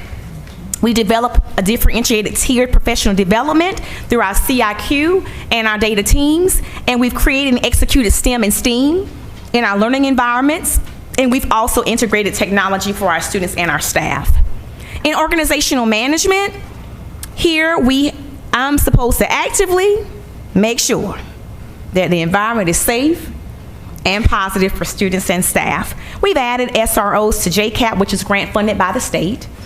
We've upgraded the JCAP campus, our plumbing. That's in that $10 million project of energy and HVAC upgrades throughout, and that's moving along. And so we've added additional security and safety features at our Hardyville and our Richland campuses. You'll notice that with the security in the foyer. And we've also looked at our foyer portion. We've addressed our security associates. I think I received a call from Ms. Mitchell one day and from Mr. Moyd in regards to some concern about the individuals who were there. That is an area that Mr. Ankrum handles, but immediately. We handled that immediately. And so we should certainly see a change there. And we're still working with the company to make sure that we're providing what we need for support, most certainly. And we've completed the HVAC upgrade, again, with and it's not completed. I think the Hardyville campus is partial complete. We're moving to the Richland campus again. And so that much of what needed to be completed per the last report is underway, and that was at $10 million in bond funds. Our new surveillance upgrades are throughout the district. So we have cameras in every classroom. We have new cameras on our buses, and we have several cameras that we're continuing to add. One of the things that I would like to work on, because we're in such a rural rural school district is to make sure that since we've added the cameras to our buses and to our classrooms, and we have cameras in areas that you just don't know because it's a security measure, and you're not supposed to know, okay? And so it's a breach of security if you do. And so the good part about that is one of the things that we want to do is we want to make sure now that we want to provide an additional security measure for our community, for our parents in particular. As I hear from many of them about the time changing, my baby's sitting outside in the evening and it's dark and I don't know when the bus is coming, is to now add some bus tracking and monitoring to that. And so we have a quote for that. We'll bring that forward to you where GPS will tell you your bus is arriving in 5 minutes. Okay, the bus is on this highway at this time. And I think it gives a sense of security, but also a sense of peace that you know where your child is in particular. And so we're going to work towards that as well. And we've completed our painting piece at our high school, at our middle school. We've touched up at RES and HES. Again, we've outsourced substitutes through Kelly Services, food services, Chartwell's, maintenance and contract. And what Chartwell's is now doing, and Ms. Carter, I want to commend her in working on this, as we've heard from members of our community and the concern about some of our students coming home and not having anything when they get there, or their parents not there right now, etc. So what we've done with Chartwell's is we completed an application that they've helped us with, and so we are launching in our second semester, and it's in a different slide. I'm just jumping here because I know what these slides say, but bear with me because my mind moves. It's moving. And so what we're providing at this time will be a snack after school for our students who are in our after-school programs, but also dinner for them as well, and for our athletes. And we're going to look at a second-time breakfast program that we're piloting at our high school. So we're trying to make sure that we're providing food and definitely nourishment to our students in our care. Continuing with organizational management, we have replaced the carpet in our band and our chorus and our staff lounges at all schools. New weight room was my first charge when I arrived. First charge to make sure that the weight room was safe, and so we have made sure that we've replaced the high school weight room with new furniture. It is safe. If you haven't visited that weight room, it looks good. Yes, it does. It feels good. It smells good. It does. And so we are very excited about that as well. We also looked at the middle school, and we have made sure that they had what they needed, and the middle school, in all honesty, has done well. We've replaced a couple of things there, but we've made sure that we hadn't done anything on one campus that we did not do on the other. And so we've made sure that our students are taken care of there. We've also upgraded our football field as well. There is a requirement that we are going to have to address with, I think it's a second-hand clock, minute clock. Those of you who are, the sports people and all that good stuff that is being required, that we can't get beyond that. And also right now, one of the other things that we definitely know we have to address are our press boxes at both campuses. And so we'll begin addressing those as well, and microphone systems on both sites to ensure that we are able to, again, feature what we need and to comply with our state requirements. The camera surveillance at the district office now has a buzz-in system, so we're able to track who's coming because we don't have security there. Upgrades to the JCAP campus, again, plumbing is underway. It's a lot of work that needs to be done to JCAP. A lot of work, guys, a lot of work. But we are making the changes that we can with the funds that we currently have. We've added the murals to our schools at the Richland Hardeeville High School and the Hardeeville Richland Middle School. I have some kids now asking me at the elementary school, what about them? But we certainly will work on that. It's definitely when we can get to it. And the school safety with our upgrades and infrastructure there. Organizational management continuing there. We continue with our ABE behavioral system, which is an alternative behavior educator system. It's an online paperless system that tracks what our students are doing behaviorally. Some concerns around certainly things that might be happening in the community that are spilling over into the schools, and so we're really having to work on that so that instruction can continue. We're continuing with the behavior, the positive behavior intervention support systems. We've resurfaced again the high school football field for safety. And we've provided, again, our JCSD organizational chart, which you've approved, and our board work sessions. And we completed our accreditation desk audit successfully. Yes. Successfully we have. And so we're very excited about that. And we continue with, and I'm not going to read all those to you, we completed the efficiency salary study, which we do comply with. We again led the process and are leading the process for the $10 million hate facility. And We've purchased the band instruments for our middle and our high school students. And again, we have completed a balanced budget without using any of our fund balance. And that is managing effectively our human and material and capital resources. This continues with organizational management. I will just summarize for you that we've done recruitment as well. There are recruitment videos in your artifacts for you. We have a mentoring program. And again, we've rebranded our district to, again, promote the best for our students. We've also provided Power School data clerks receiving definitely consistent training. Again, we have no loss of funds, and we did not. You can clap because that's a good thing. Yes, that's a good thing. Yes, we have no loss of funds. We don't. We have no loss of funds. Kudos to, again, Ms. Humans for embracing the challenge and for our attendance clerks as well, because our state reports are clear, they're accurate, and they're clean. And so we've also added, again, the Center for Instructional Quality. There is a correlation there with our advanced and improvement priority. I won't read that to you, but that is there for your viewing.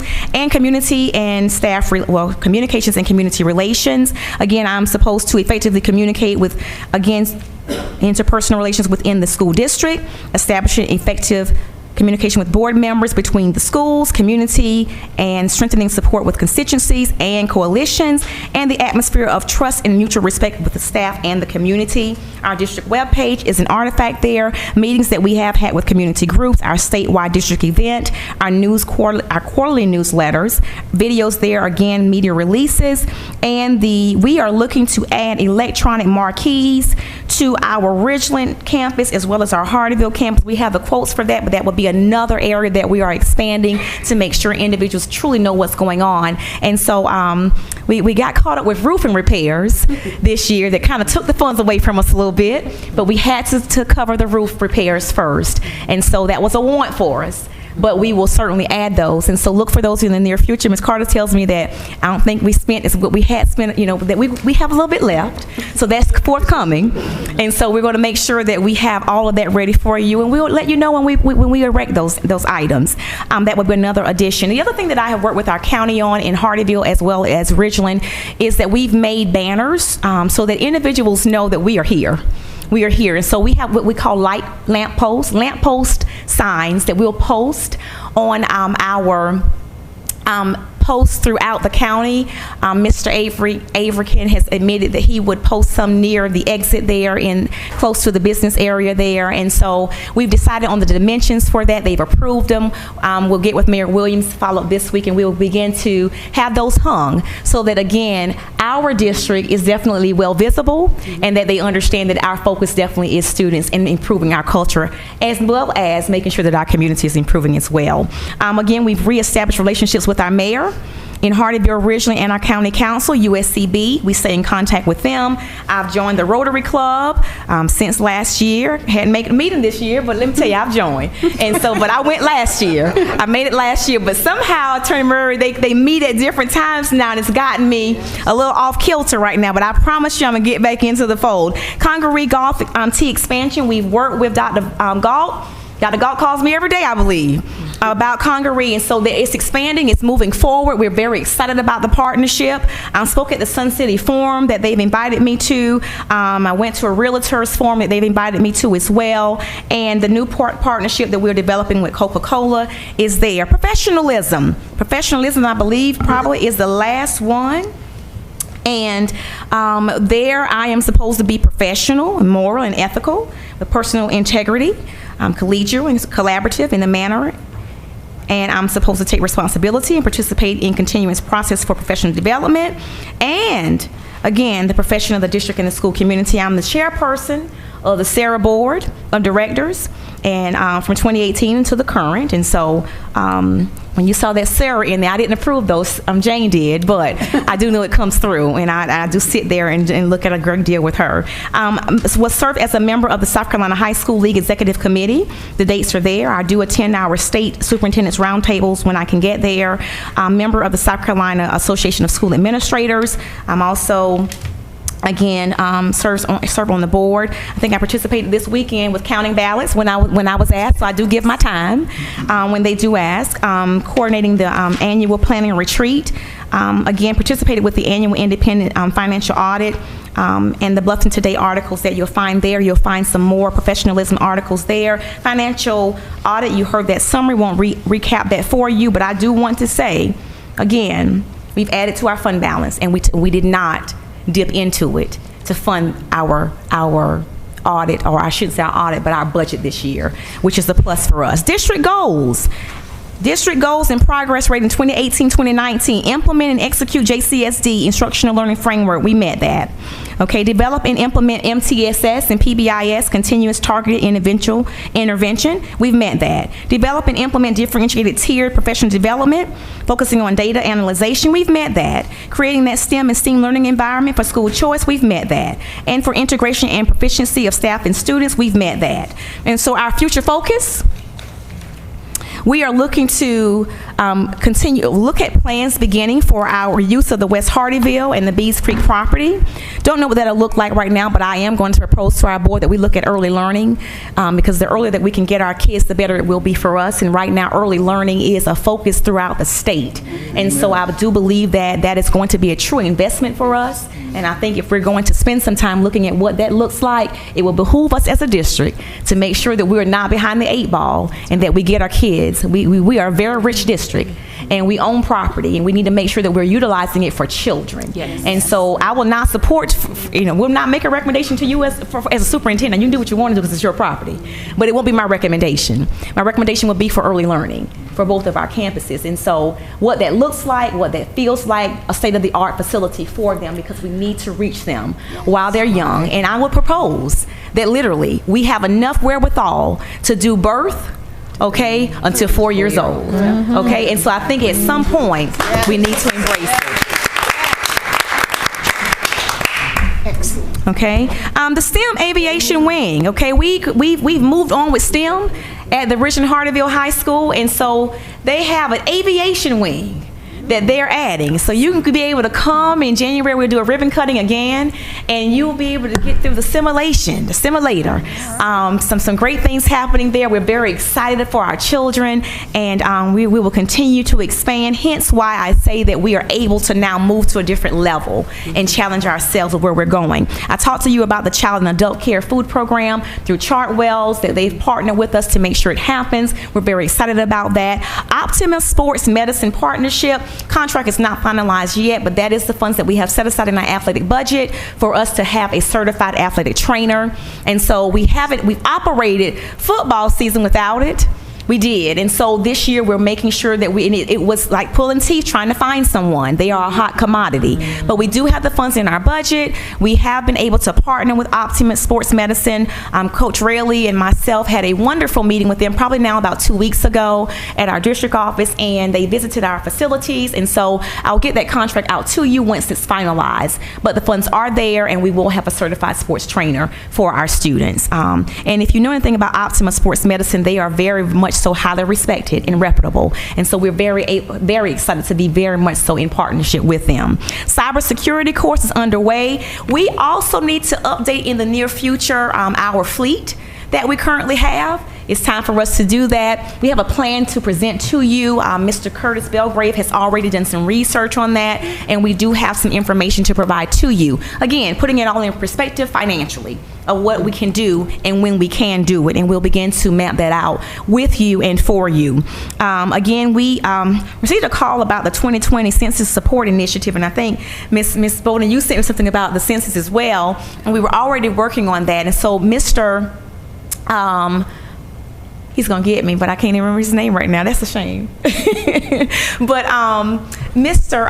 Oh my goodness, I gotta think of his name. Thank you, Mr. Owens. Thank you. Is working on, I had to get his name, is working on the 2020 census portion of what we can do to work with our county to help. And so we want to make sure we're counting every student, but we also have an influx of, and I've said this and I'm going to get to this, we are really growing with our Hispanics. Mm-hmm. We are. And it's probably growing quicker than we're able to change with it, okay? I don't want us to sleep on it, okay? Because in 5 years, Jasper will not look like it looks now. Okay, so we don't need to sit here and think that it will. Our schools will not look like we think they will look and what they look like now. So we're going to have to begin changing, because when I say to you, okay, our Hispanics are coming, and they're coming really large and in charge, and they literally have truly many questions about, how are you serving me? What can I get? What can you do? And they're asking. And so diversity is something that we're really going to have to embrace. Not that we're not, but it's going to look different than what we're accustomed to. It is. Because our children now need to be able, as you said, Mrs. Mitchell, to now communicate effectively with them as well. Okay? And so dual language is something that we're going to have to talk about, because we are at a disadvantage. Okay? And they are at an advantage. Okay? Because the more you bring to the table for the jobs now, the better it is for you. And so we want to make sure that our kids definitely are ahead in that regard. And so I talked to you about the STEM certification. There is a STEM mobile lab that we want to extend in our next venture. Have a little diagram up there for you. Very excited about my little diagram. I want you to know how serious I am about this next point, because we have done our schools, but we're ready to take it on the road at some point. So we're very excited. I can't tell you now. It says 2019 because when we developed it, okay, the graphic. That doesn't mean it's happening this year. So I want anything, you didn't get that approved. No, I didn't come to you yet with that. But I want you to know that we are projecting, again, to move, okay, within our community. And so we have the capability of doing that, and we're looking to move forward with that. And then I will say to you, I was in a meeting on last week with our economic development, Sandy Steele, as well as at the Beaufort, in Beaufort at the water company, joint meeting with Jasper, and I think you were there as well, Media, Shelley. And so great meeting, but the growth is happening in Hardeeville. It is, it's happening. Okay, you have a very aggressive mayor there and a council, and a lot is unfolding, and so we're going to have to unfold with it, because our schools are located there. And so great partnership, great conversation that we've had. And so I can't say to you that at some point, as a board, as a district, we're going to have to look at a facility in that Hardeeville area, because we're going to outgrow where we are, literally. And so we're going to have to begin to address that. And so I want to bring that to your attention. Again, that's not something right now, but that is something that we need to project and plan for. It's a great problem to have, but we need to plan it out so that we're ready for it. Again, we're looking at the study groups of creating a language immersion site at the Hardeeville campus, and I should say both, because we do have the same at the Richland campus as well, and a study group to look at the year-round calendar. You have now local districts who are realizing that because of the deficiencies, okay, academically, that you need kids more than what we have them. And so year-round is expensive, but a year-round calendar is another option. And so that is something that we're looking to explore. You have more districts now who are getting a waiver from the state for that. And so we have not asked for that because we're not there yet, but that is something that we may have to look at in the future, particularly the area in which we are, because we keep losing days, okay, because of inclement weather. And so we're looking for local support, local governance of that. That is not something that the state that we have right now. That's a state piece that we're looking to, hopefully it will change. And again, I talked to you about addressing diversity, again, because of the expansion.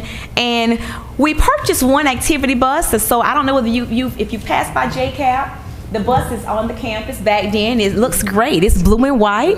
Our logo is on it. Feels kind of good to have our little logo on it, and it's blue and white. We're trying to, we have currently a bus that every time the previous activity bus, we do still have it. The vision was for us to have a activity bus on the Hardeeville campus and one on the Ridgeland campus. Well, for seemingly our old bus just keeps breaking down. It just keeps breaking down. Oh, it just keeps breaking down. Okay, and so we will have to look at another activity bus in the near future, and to look to see exactly what we can do with the current one that we currently have, because of the distance that it takes when we're taking our students out, we tend to break down each time. And so we are looking to address that as well, to make sure that our students aren't arriving to sports events late and getting texts for that, etc., and complaints. Any questions? Any questions? You have some information. I see you saying a sigh of relief that I'm not talking anymore. No, okay? it's great. Questions and information, guys, is there for for you. You have been given access to all of these artifacts. You can log into an electronic file folder. They're broken out per component for you to access any document that you choose to truly, certainly access. And the artifacts for each performance, again, is there. And I had a little video for you all. I'm not going to play it for you. But the one that I want to play, so you have Rita Pearson that you have there. We're doing a book study, and it's called Leading in a Culture of Change. And so we had a chapter presented on last week, and Mr. Burgess, wave your hand, Mr. Burgess. He's still here, Mr. Burgess. And Mr. Burgess did this video that just piqued my interest.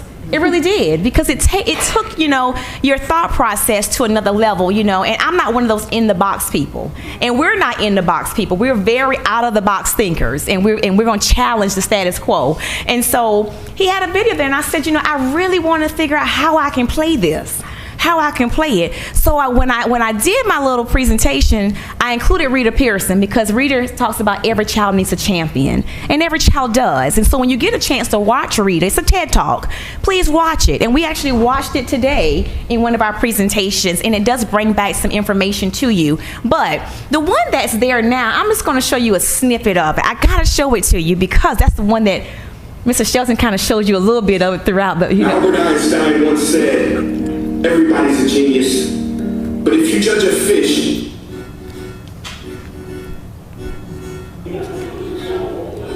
Hi, my name is Sean Langwell. I'm a senior at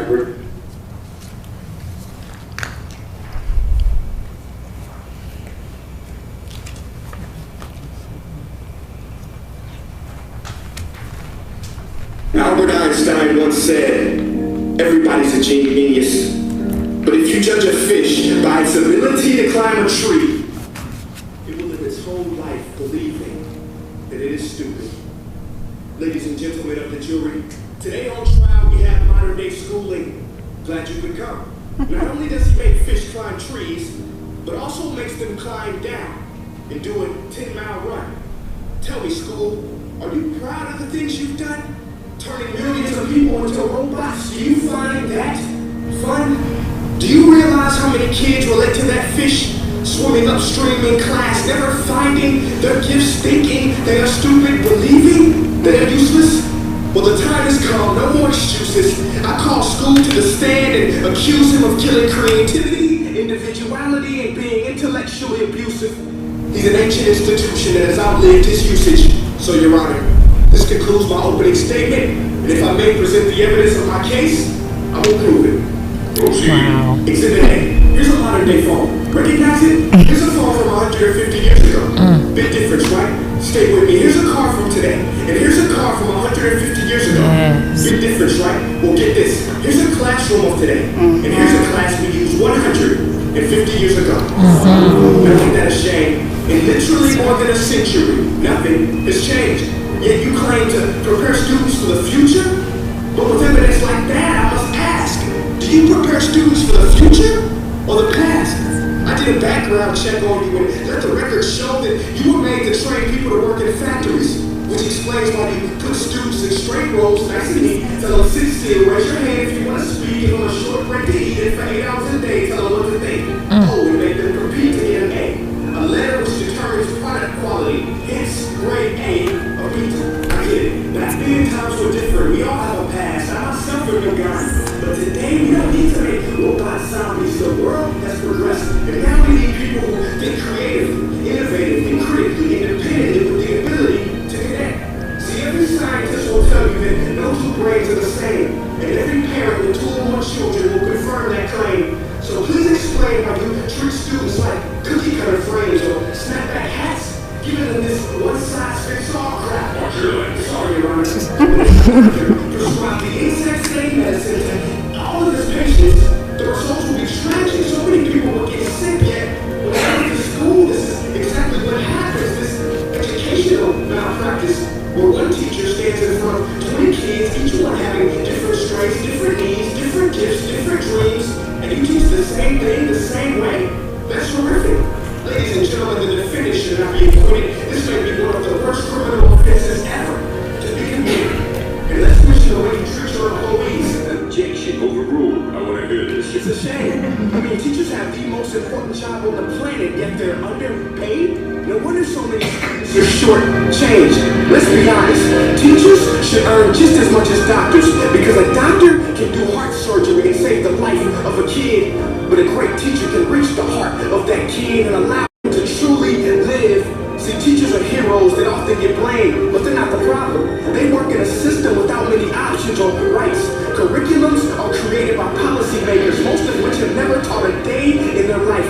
Just obsessed with standardized tests. They think bubbling in a multiple choice question will determine success. That's outlandish. In fact, these tests are too cruel to be used and should be abandoned, but don't take my word for it. Take Frederick J. Kelly, the man who invented standardized testing, who said, and I quote, "These tests are too cruel to be used and should be abandoned." Ladies and gentlemen of the jury, if we continue down this road, the results will be lethal. I don't have much faith in school, but I do have faith in people. And if we can customize healthcare, cars, and Facebook pages, then it is our duty to do the same for education, to upgrade and change and do away with school spirit, because that's useless unless we're working to bring the spirit out of each and every student. That should be our task.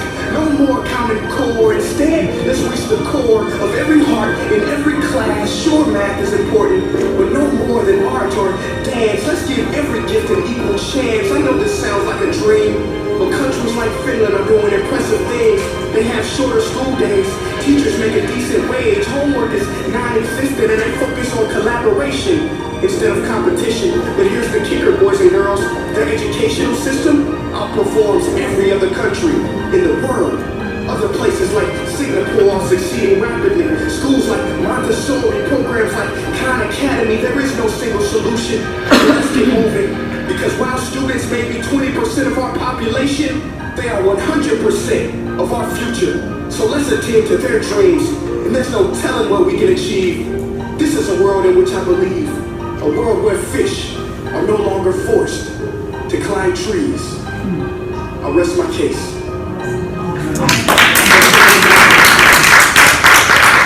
And so in summary, I do want to ask the district staff to stand.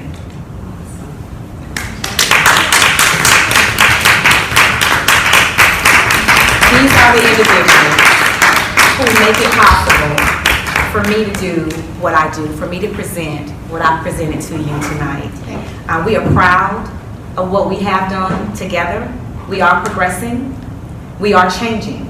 It is uncomfortable, but I say to you without hesitation and very proud to say that it is my pleasure to lead this district continuously forward for the betterment of our students, our staff, and this community.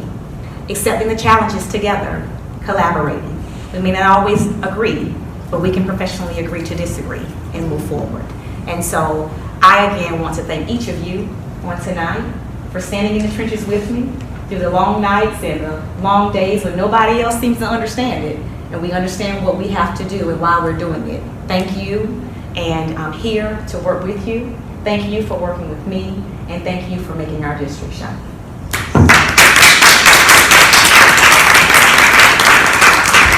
Madam Chair, that concludes my presentation. I'll answer any questions that you may have. Wow. Thank you, Dr. Anderson, for that awesome overview. And I'm in just awe of the great things that have been accomplished and that are going to be accomplished. I am sincerely grateful for us to remain, as you say, student-centered, future-focused, and as the gentleman said in the skit.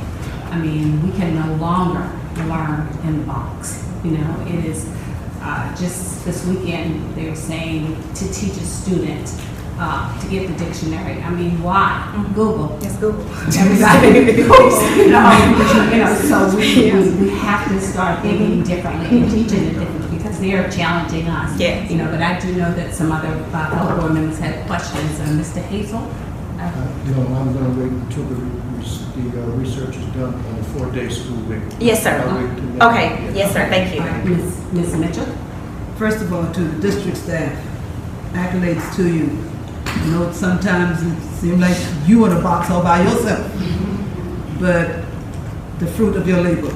And I, for one, I'm sure the other board members truly appreciate what you do. thank you. I can't say I wish I could help you, or I could do a better job, or I can't. But I know that you are there. And so I'm confident in the success of our district. The PowerPoint, the presentation that you saw took me back to when I first started teaching, back in 19 blah, blah, blah.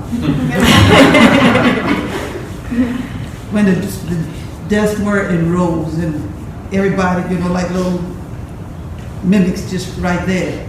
And the hardest thing for me to do was to change from that. That was the hardest thing for me to do, because I was used to, I couldn't see it. I couldn't see it. And even though I changed the best I could, I didn't realize until I retired just how much more I could have done. And so I don't want any of you to be stagnated in a place that when you retire, you can say, if I could only do it over. So I do thank you. Dr. Anderson, before I say this though, you made Mr. Hazel's day. When you talked about the early learning, okay, yes. you made his day. You made his day. That's his baby. Okay, didn't know that. So, you made his day. I recognize the success of our district and our report cards. I do, and I know it takes. It's based on a lot of factors. Where our report card is, and I know academics is one, and you say that we're inching up, and so I'm hoping and I have faith in our teachers, I have faith in you, that next year that meter will be even higher. Until when we look at our report card, we can see academics among the highest on our report card. And when our teacher just say, I may not be where the state want me to be, but I'm moving. Yes. I'm moving, and that means a lot. So continue keeping our students moving. I'm waiting for the STEM move. Yeah. I'm waiting for that. Thank you all. Thank you all. Without them, there'll be no you. Absolutely. Okay. Absolutely. And without the teachers, there'll be nobody. Nobody. Absolutely. And our students. That's right. Thank you very much. Thank you. I'm gonna try to get through this without crying. But I'm full. When I was elected to this board, I heard you can't do this.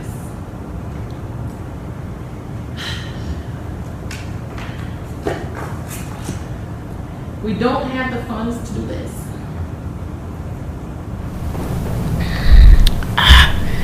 Jasper County will never be here. Okay. We're here.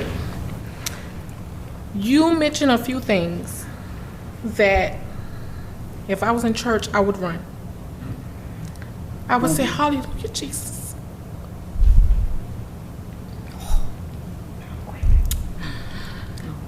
Every year we have paid back for data. Big bucks. And we're not paying back this year. Kudos to the staff and the team. Yes.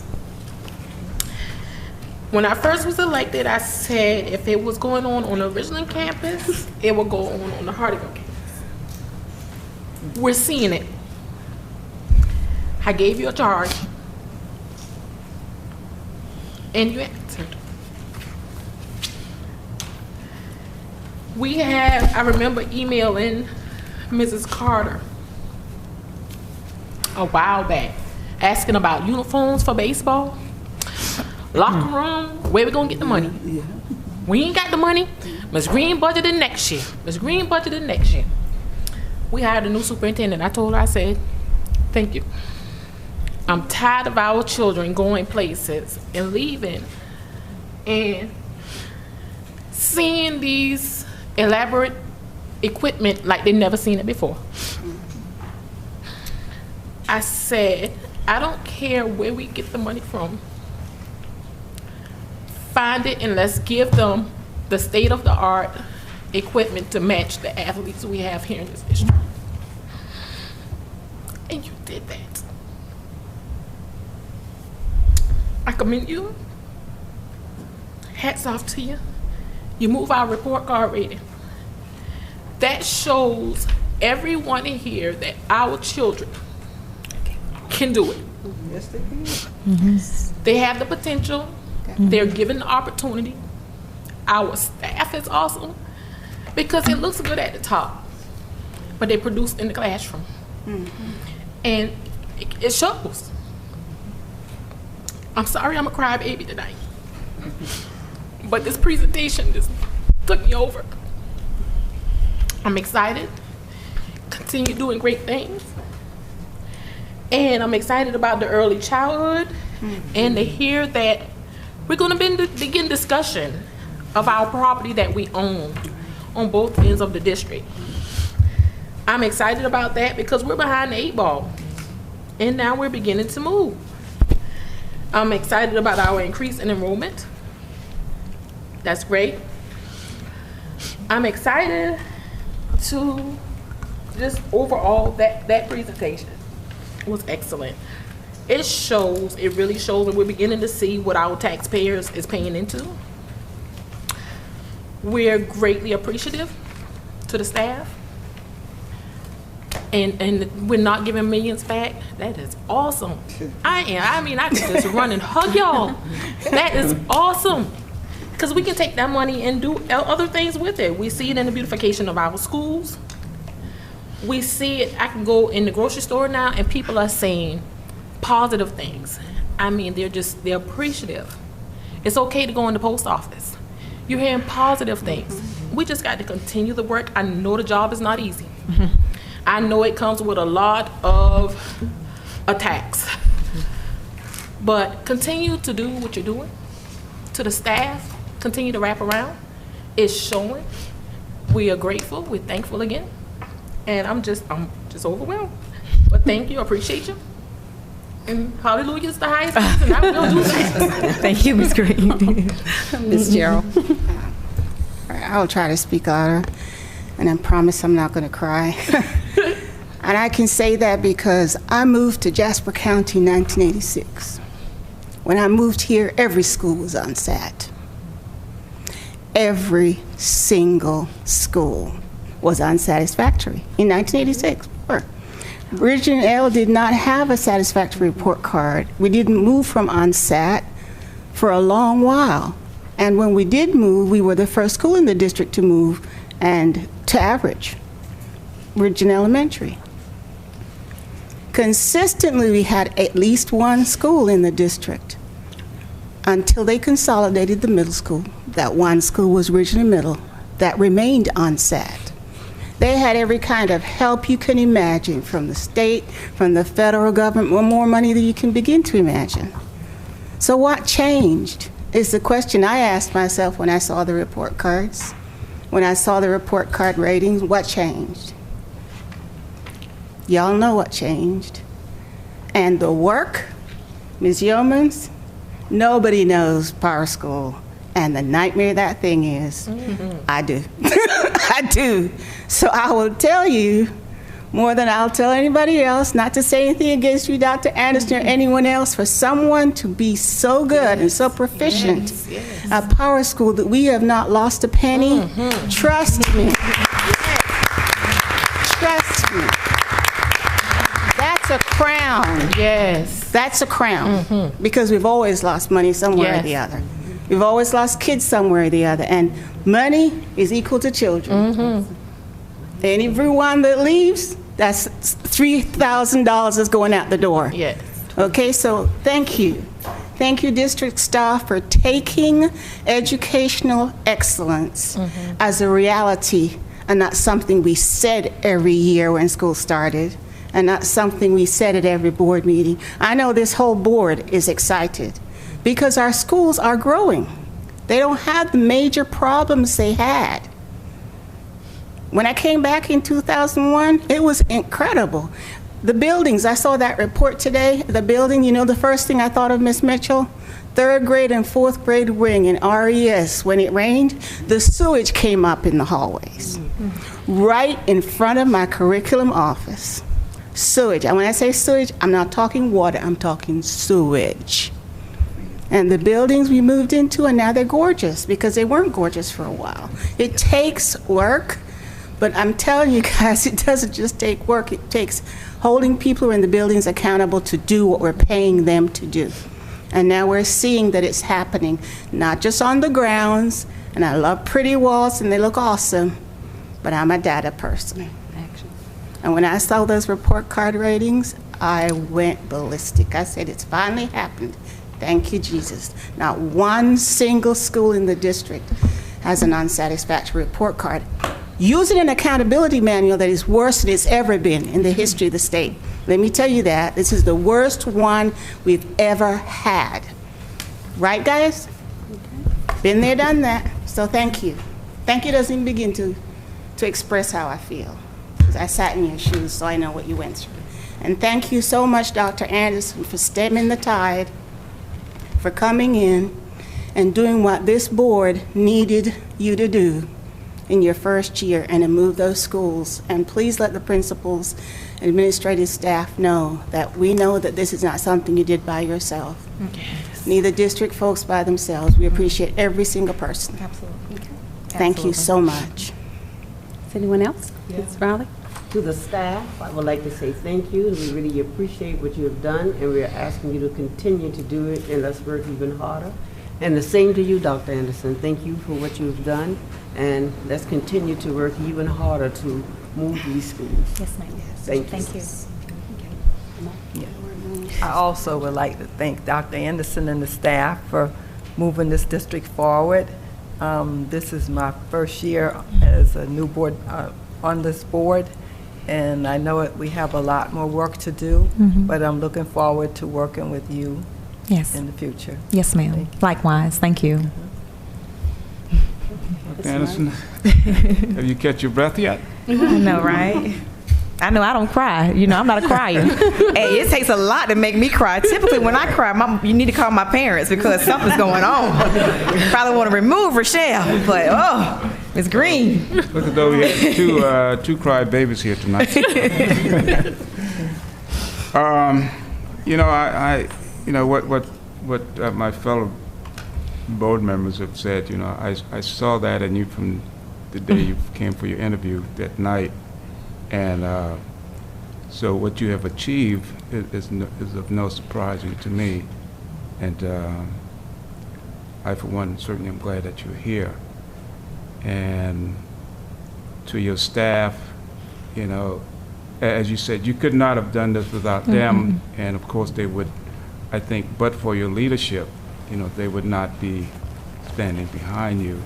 And, you know, there probably would be a lot of them gone, you know, elsewhere, but because of, you know, how you treat them and your leadership.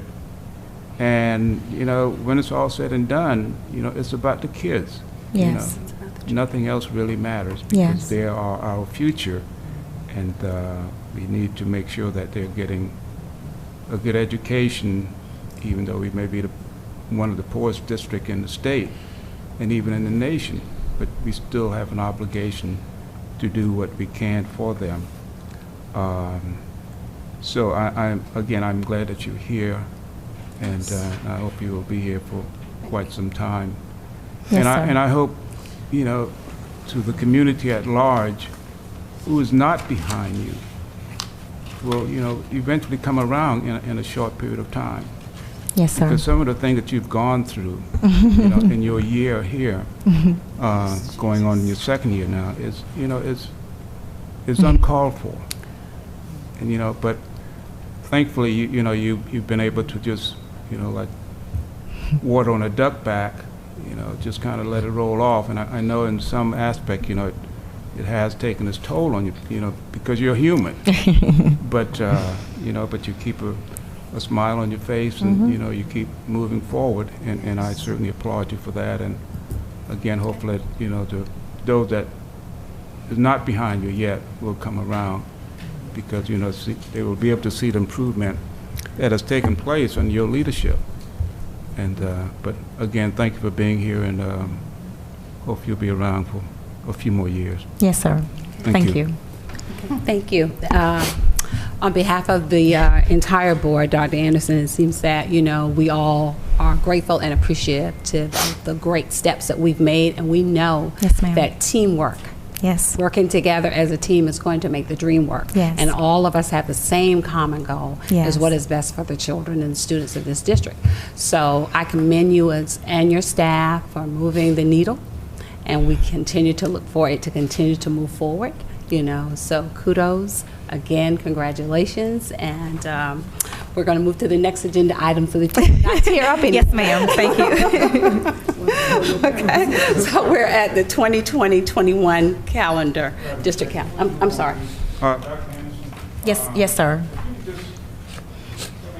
What is soft skill? What is soft skill? So just basically. Yes, it is. It is just a requirement. Well, and it's not a requirement. It's just what you and I have. We know how to communicate. We know how to look an individual in the eyes and speak. We know how to formally shake a hand. We know how to formally present ourselves in an effective manner. It's just those skills that really, and I think Ms. Hazel used a great term, and not soft skills. They are skills that we just should have. Right. Etiquette. Hard skills would be your skills as an attorney, or a carpenter's skills, or teacher's skills.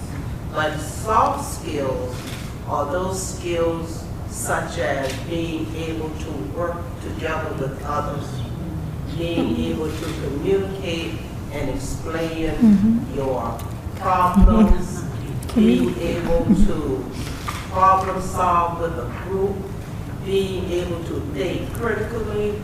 Those are soft skills. Teamwork, working on a project to completion, and being able to explain how you completed the project, the problems you had, the successes, the purpose of the project, how it's going to help your whole team to succeed. Those are soft skills. Just being able to get along with other folks and make things happen. Those are soft skills. There's a lot of soft skills, and we'll talk more about it. When you work as a board, you have to exercise soft skills all the time as board members. Teamwork. It's the interpersonal. Respect one another. As you said, And all of those things that you do in a board. That's exactly right. Those are soft skills. Okay? That's baby. Pass it on. She gets very passionate about. That's a counselor in her coming out. So, certainly. Thank you. Thank you. Okay, so we are at the 2021 district calendar. Dr. Wack. I'll be brief but thorough, hopefully. Okay. On November 12th, we met with the district calendar committee, which included administration. We had parents, school administration, district administration, teachers, even had a student, although she was a little young to participate, but she was there with her parent.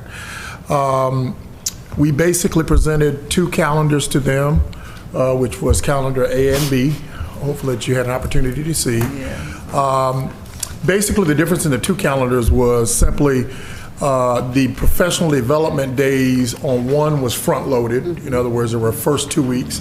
And then the second calendar, it was spaced throughout the calendar, which actually provided like little mini breaks throughout the year, particularly parents and students and teachers. So what we did, once we looked at the two calendars, I asked for any input. All that were there seemed to be fine with the two calendars. So what really some of the greatest input I got was from parents who said, you know, we'd like to have a voice in this. So what we did, we took the calendar and we got them to our communications director, who put it out on our website. And so it was out from November 20th to December the 2nd. And we got 100, actually, although I think the piece that you all got says 138, but we actually got two more, so we actually got 140 in terms of feedback. And instead of 89 for calendar A, it was actually, as of sitting in here today, it was actually 91 for calendar A and still 49 for calendar B. And in a nutshell, that was the process, and we wanted to make sure everyone could participate. All staff got the opportunity. If all would have participated, we would have had probably somewhere over 500 or 600 responses, but we've got what we've gotten, and we wanted to make sure you had the data behind it. So that's the presentation. Okay. Any questions? Yes.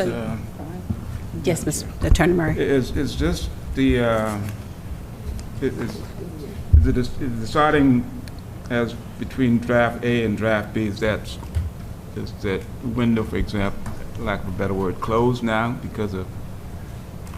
Well, yes. The only way you can truly close it, we could close it to the outside, but it's always kind of open to the inside. And that's why I checked it again to be 100% sure that, if we had more input, and we only got 2 more since I closed it actually on the 2nd of December. So basically, it showed that the input we were going to get is what we've got. Thank you. Thank you, Madam Chair. So the recommendation is going to be calendar A? Okay. Okay. So the chair will entertain a motion. I'm sorry. Time. 6 minutes.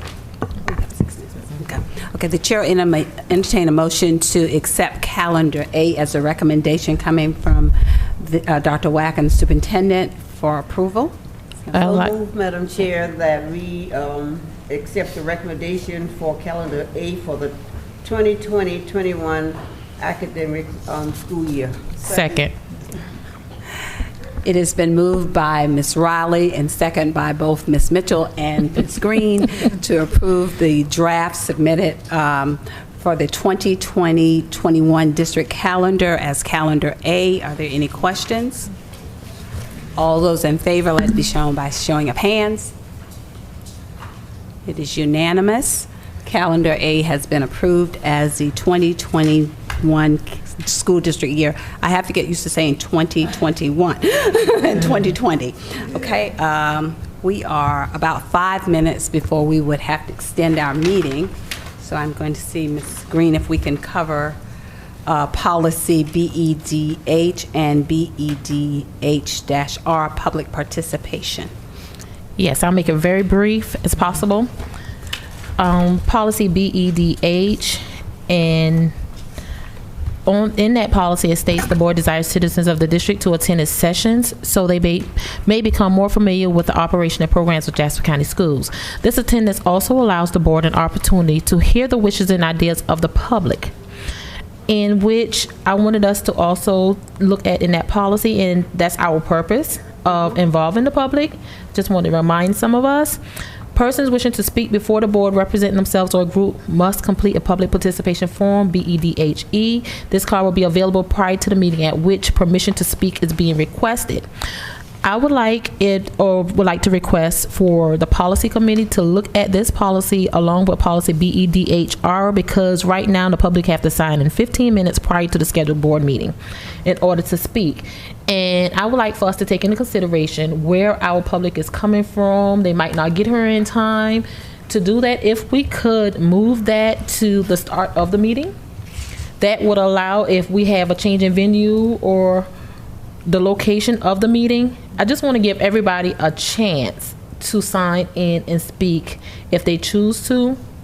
Another brief thing in the agenda of the meeting in the public comments, I've been reviewing surrounding areas public comments, and they have notated that the public would have to address what's on the agenda.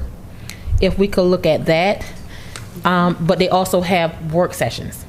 I'm out of time? No, oh, okay. You have like a half a minute. Okay. Half a second. Okay. And in response to responding back to the public comment, if we could talk to our constituents to let them know that they would have to make a request to get a written response or for the board chair to respond back, I would just like for us to look into ways that we can respond back to our public when they come to our meeting, to express that we do sincerely hear their opinions and that we are taking into consideration and that it's not falling on deaf ears, because they take out the time of their day to come and stand before us to address their concerns. They should, I want them to feel that they're heard and to welcome them. We want them to continue to come. And that's it. Okay. In an effort that this board follow our policies, I'm going to ask that if the chair could get a motion to extend our meeting beyond the 9 p.m. dismissal time. Go ahead. I'd like to make a motion that we extend our meeting beyond the 9 p.m. time. Second. Okay. It's been moved by Ms. Green and second by Ms. Rawlins that we extend our meeting beyond 9 p.m. Are there any questions? All those in favor, let it be shown by showing of hands. Okay, motion's carried. Okay. Now, Ms. Green, you can proceed. Thank you. Also, in our policy on BEDH, it says if a citizen wishes to address the board on a matter which requires immediate action or for which the visitor is demanding an investigation or legal action, he or she will follow these procedures. And they have listed the procedures. I'm not going to read each one of the bullet points there. But if we could follow those procedures, those governing procedures, but also if we could have something in place to ensure that we're doing our part and every board member is informed on the response. Okay, Mr. Murray, I believe your policy committee has a meeting scheduled this week. Do you have policies that are already up that are for discussion currently? Nothing that's been Okay. Okay. Well, with the discussion from Ms. Green, is it the pleasure of this board that we have the policy committee look at these two policies regarding public participation and the policy regarding the agenda? I have a question. Okay, I'm sorry. Request from Ms. Green. Can you, I'm not going to remember. Can you just write it, the things that you want us to address? Sure. Can you just get it to us, please? Sure. And also your request for the feedback from the board members. Board members do have the opportunity to respond if they choose to. Right. So that's already in the policy. Yeah. It is. I'm not asking that you restate that. In the policy, it says that the board chair in here, right here on policy BEDH, the board chairman will make this determination. Written responses will be provided within a reasonable period of time if the need necessitate, in which I'm just asking that we do give some kind of feedback and follow through with the concerns of our citizens. And I think what it is, though, the piece that you read before the meeting states that the board has the opportunity to respond if they choose. So you want that to become a policy, part of the policy? No, She's asking that the policy be reviewed by the policy committee and be taken consideration time.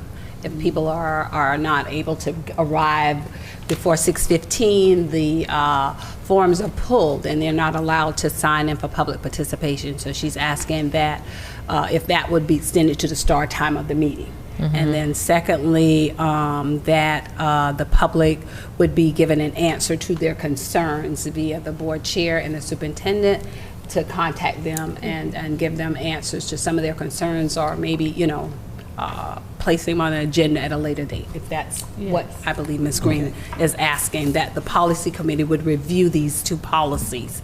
And if your findings are, as a policy committee, that you want to come back and you want to keep the same policy in place, and you have that right, or you can make the adjustments, and she's just asking you to review it. So if that's something the policy committee will consider, Mr. Murray? Okay. And since we're talking about the policy committee, Mrs. Rawlins has stated that she would like to remove into an alternate position because of family situations with her mother. So I am going to assume the role as policy committee member with Ms. Rawlins stepping down as the alternate, which would replace Ms. Rowley. That is in agreement with and Mr. Murray will remain the chair. Okay. Mrs. Rawlins has asked that she be removed down as an alternate because of family emergency situation, and Mr. Murray will remain the chair. And Miss Rowley, I'm sorry. Unless Ms. Rowley wants to remain the alternate. No, I'm fine. Okay. Thank you. No, she's gonna be the alternate and somebody else can be in her place. Right. So as chair, I have, I'd like to sit in, as a member of the policy committee.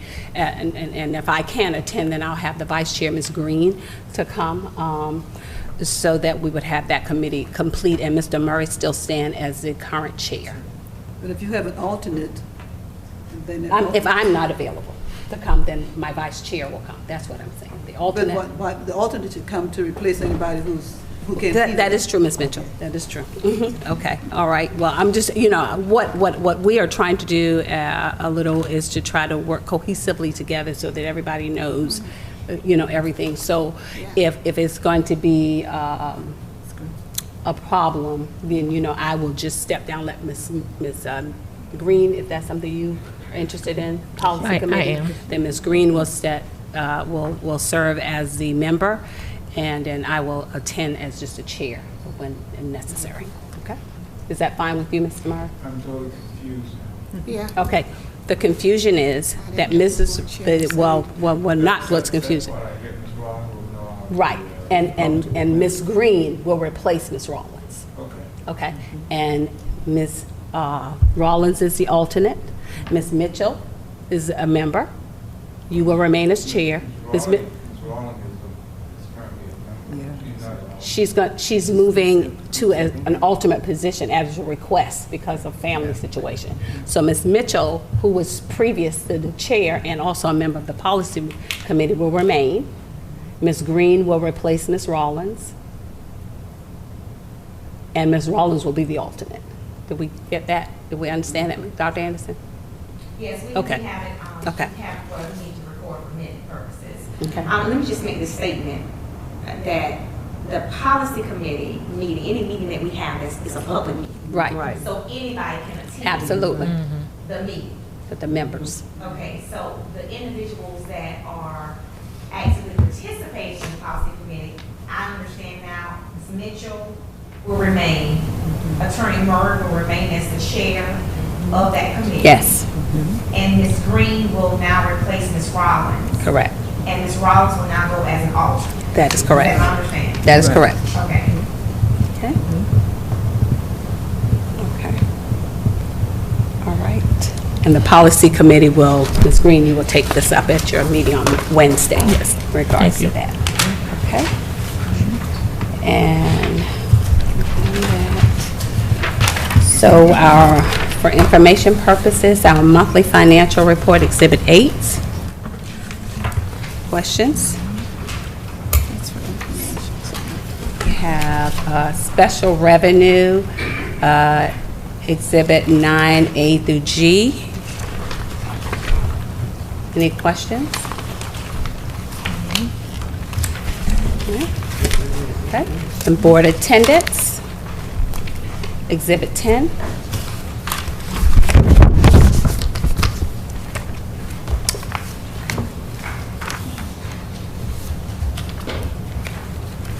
Are there any future agenda items coming from the board that you would like to see on the agenda? Okay. Hearing none. Is there a need to go back into executive session? Okay. Hearing no need to go back into executive session. Our announcements are as listed.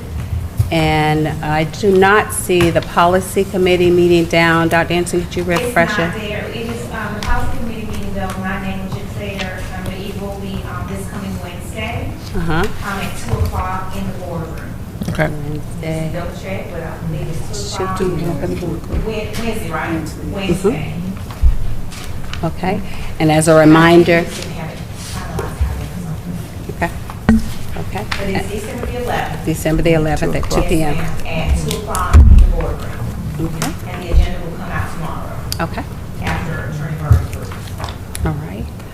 Okay. Just a reminder that we have a special board meeting on tomorrow evening, December 10th. Special call meeting at the district office at 5:30. Okay. Hearing no other business, Chair will entertain a motion for adjournment. So moved, Madam Chair. Second. It's been moved by Mr. Gerald and second by Mr. Green to move for a meeting to be adjourned. Are there any questions? Hearing no questions, all those in favor of adjourning the meeting, let it be said by ayes. Aye. The meeting is adjourned at 9:08. Thank you.